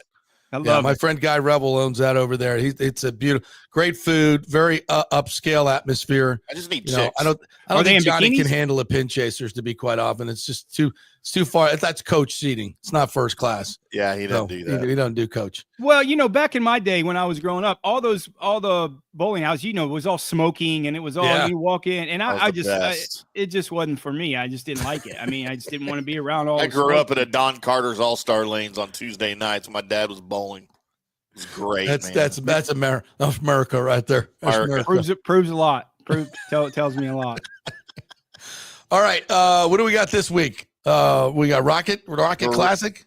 Yeah, it's not the Rocket Mortgage Classic. It's just the Rocket Classic now. They took mortgage out of it. Yeah, they figured all those people in Detroit. They didn't want to hear the mortgage stuff anymore. Detroit I always have a couple things. They don't even have a business anymore. That's right. And I always say that there's a lot of drunk people up in Detroit. I always go out to bars, and you ever hear what a Detroit lean drink is, JP? What's that? Detroit lean. So if you ask the bartender, hey, put a little Detroit on it. So in Detroit, I don't know how often you've been to Detroit. I've been there quite a bit. A couple times, yeah. I don't make it. It's not a vacation destination. No. Right. They make their drinks very strong there. Like, they make them strong because they try to get you drunk to forget where you live, like to forget where you are at in Detroit. So they always say put the Detroit lean. So they pour them heavy. Hey, listen, this is a kind of old school golf course. I'm glad they went there. Detroit Golf Club is really cool. It's a little quirky in spots, but it's a cool place. I mean, it's going to play. Tim doesn't mind. It's going to play about 7,300 yards. They can stretch it out a little bit more. Par 72. You have to drive the golf ball extremely well. It's very tree lined. They've cut some trees down. They meander some of the creeks and stuff there. The 18th hole, the 9th hole is a little bit quirky, but it's a really cool historic place. And you're seeing some of the really good ball strikers when Cam Davis when Cam Davis is on, he's one of the best ball strikers on the PGA Tour. I was hoping I was hoping that I would have a lock this week with Johnny Vegas playing well because, Detroit, there's not very many good-looking women. And I apologize to the one woman up there that is very attractive. I don't know who that is, but there's one. He always plays well when there's not places Charles of Barkley good-looking on women. him now. I'm just good-looking women. I mean, it's, have you ever heard somebody say, man, Detroit, man, they got a lot of beautiful women up there? I've never heard that. No. So I thought Johnny Vegas was going to play this week, but he's not playing this week. No. That was kind of my lock. So that kind of hurt me a little bit. But I do like Cam Young this week. I mean, he's knocking at the door. I know he didn't play very well last week at the Travelers, where he's historically had success there before. But this is the kind of golf course where he grew up, 100-year-old tree line golf course. He feels comfortable in these spots. So I like Cam Young getting him at 23-1. He's going to win. He doesn't have the woogie boogies like Tommy Fleetwood. So I do like Cam Young in this spot at 23-1. Luke Clanton at 35-1. All right, that's you guys. Let's go. He is primed to win an event this year. Would not surprise me if he wins this year. This is one of the strongest fields that they've had at the Rocket Classic. And I'm going to call it Rocket Mortgage or Rocket. One of the strongest fields. But I think him just getting comfortable, turning pro for the last few weeks, getting comfortable out there, I think this is a great spot for him. You'll see his stats. They haven't showed him yet, but he's going to be one of the top 5-6 longest guys on the PGA Tour. And as far as this guy's hitting, he's going to have a lot of wedges in his hands and a lot of birdie opportunities. And him getting comfortable now on the PGA Tour, 35-1, I like a lot. All right. Same mold with Chris Goddard at 45-1. Winner on the PGA Tour. Hasn't had a lot of success this year, which I thought he would have after winning on the PGA Tour. 45-1 with one of the longest hitters, kind of like Luke Clanton. I really think it fits the mold. A lot of opportunities, a lot of wedges in his hand, and I think he's going to have some great success and a chance to win. He needs to push the envelope a little bit and get ready to get in that FedEx Cup. Ham sandwich pick this week, Taylor Moore at 65-1. Taylor Moore of the last 4 years hasn't finished out of the top 15 in this event. Not had a great year. Coming into some form after the last couple of weeks, but I like him in this spot with his past success at 65-1 to get him in this spot. I really do like him. He's going to have a chance to win. He's going to be on top of that leaderboard. If he can get it done, I'm not really sure, but at that value, 65-1 with his successor, I like. I was toying with Ben Griffin to pick him to win.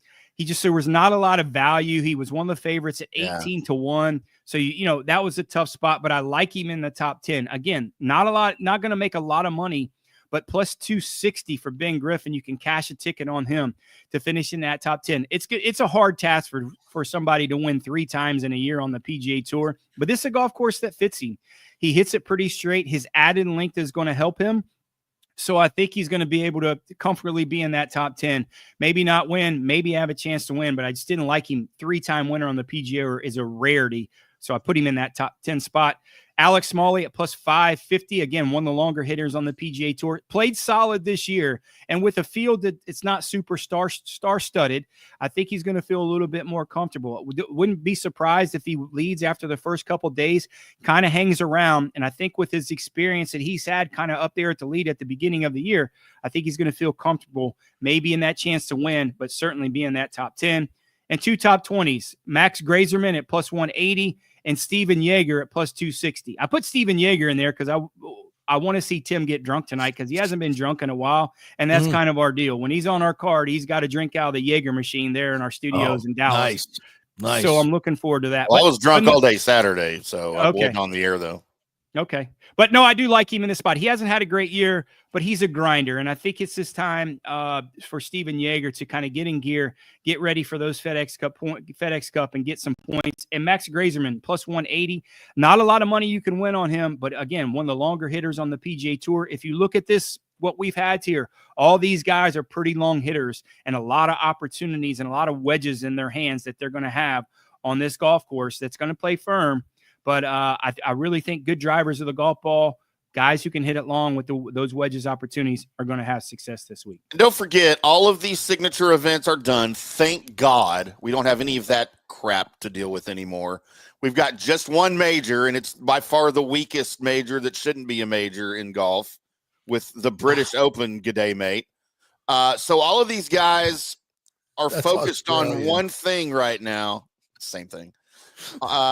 We've got 3 months out from the Ryder Cup, and you got guys that are jockeying for position, guys like Patrick Cantlay, guys like Colin Morikawa that are outside the top 6 that have a shot, but they're going to be vying for positions. And then, of course, everybody's focused on the playoffs that are coming up. We are nearing that part of the season where guys are already looking at playoffs. So there's lots of stuff happening in the field this week, even though Scotty's not there, Rory's not there. There's guys with a lot on the line here as we enter the final stretch of the season. And look at the winners, the past 3 or 4 winners: Cam Davis twice, Ricky Fowler, guys that were coming into this event that were really under the radar, right? I mean, when Ricky won, he hadn't won forever, so he was really under the radar. Cam Davis winning twice there, really under the radar. So guys coming in this week, it's a great point, Tim. Guys coming in this week that really need to push the envelopes, get in the FedEx Cup point, and try to win. And maybe guys like Morikawa and Patrick Cantlay, they're just going through the motions a little bit, getting reps in. If they win, they win.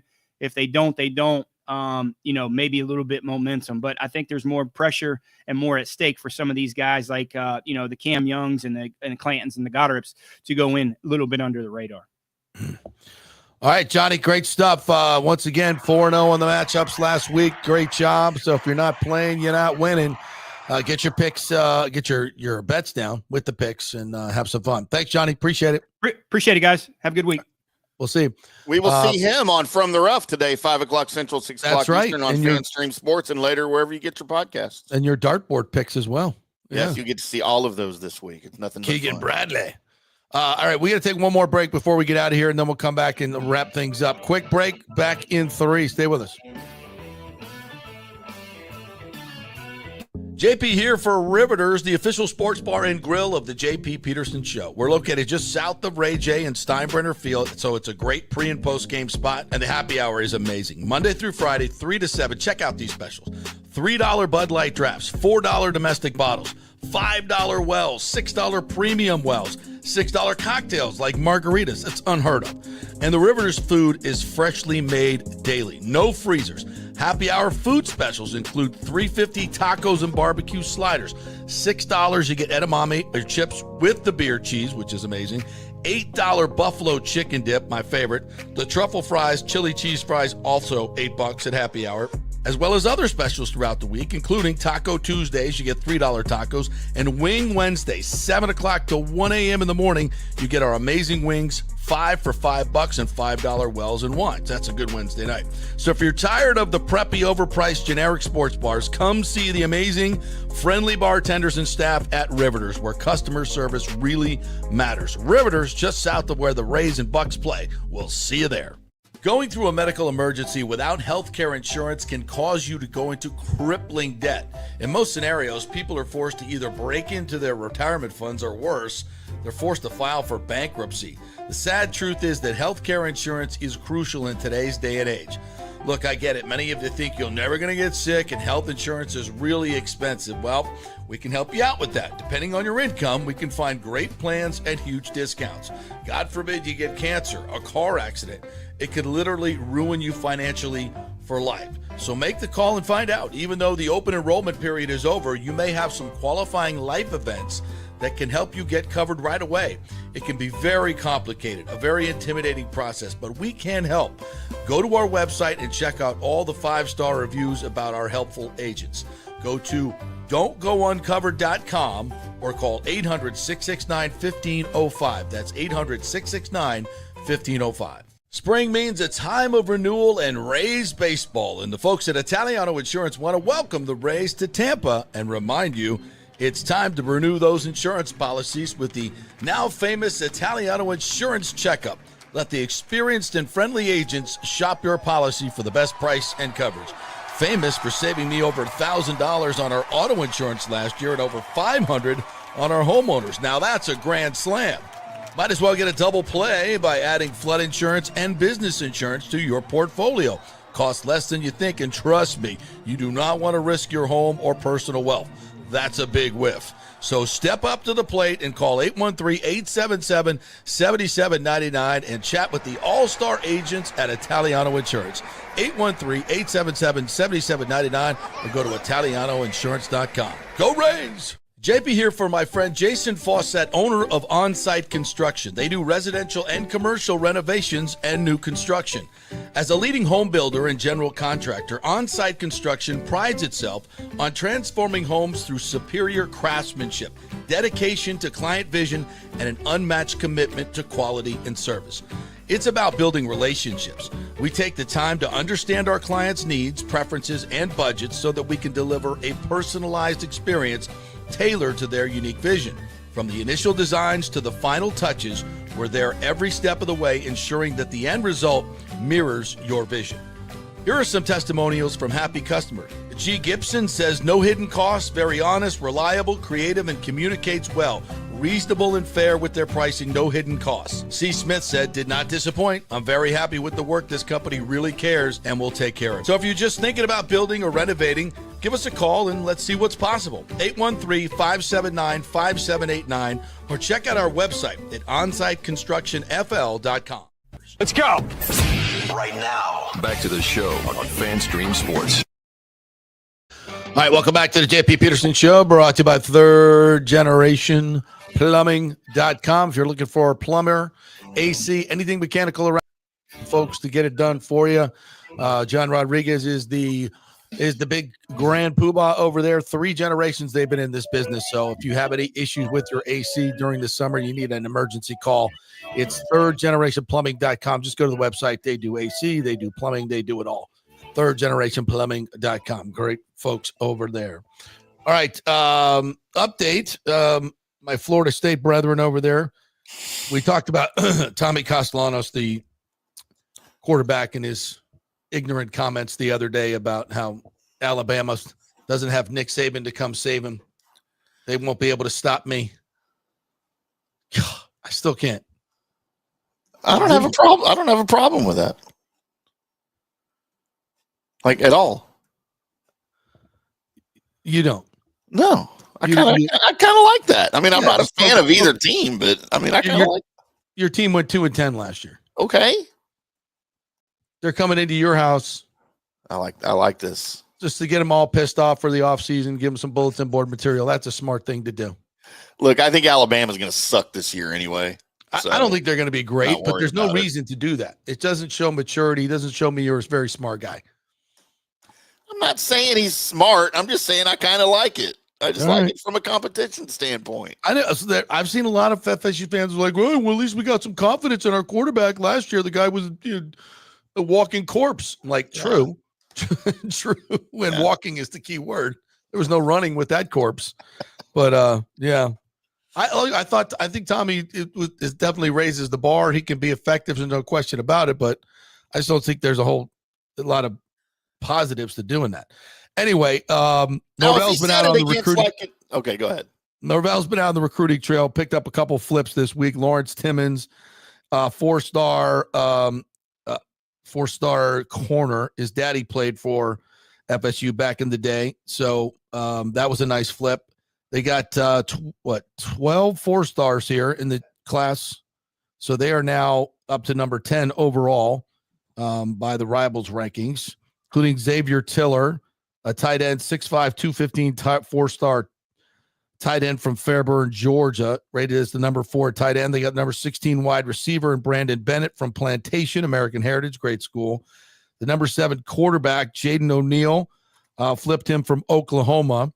Number 24 wide receiver, Devin Carter from Douglasville, Georgia. Ephraim White, number 9 athlete from Vero Beach. Another great athlete, probably play at corner or maybe wide receiver. James Carrington, number 32 defensive end. They need some people on the line. 6'2", 270 from California. To Darius Hughes, a number 19 safety, according to ESPN 300. 6'4", 180 safety. That's interesting. Darrell Bell, another ESPN 300, number 20 safety from Miami Lakes. So Coleman High School. So they're picking up, and they got Darian Williams from Plant High School in Tampa, who's the number 16 athlete in the ESPN 300. So not bad. Top 10 class. So we'll give it up for all the crappy stuff that's been going on at FSU. They're picking it up in football recruiting for next season.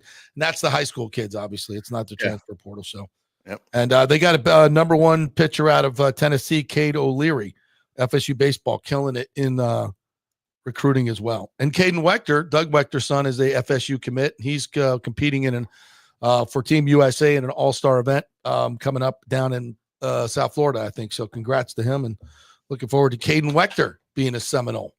So there's my FSU portion of the show here today. Hope you enjoyed that. Doing this for you, JP. Doing this for you. Thank you. Let's get a chop going.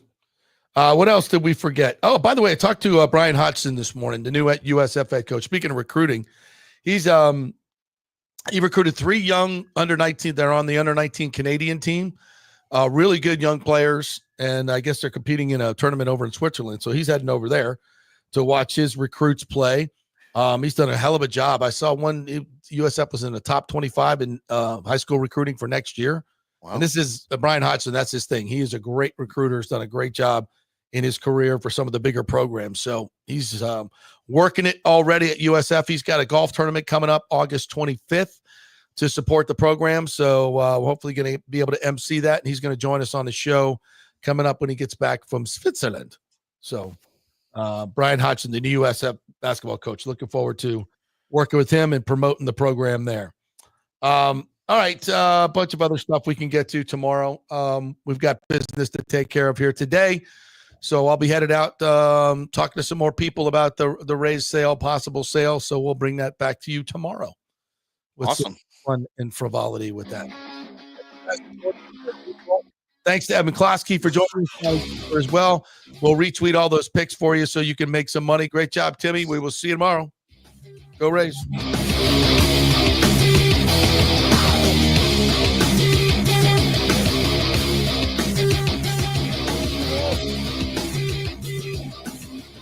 Questions, comments, concerns? Clips?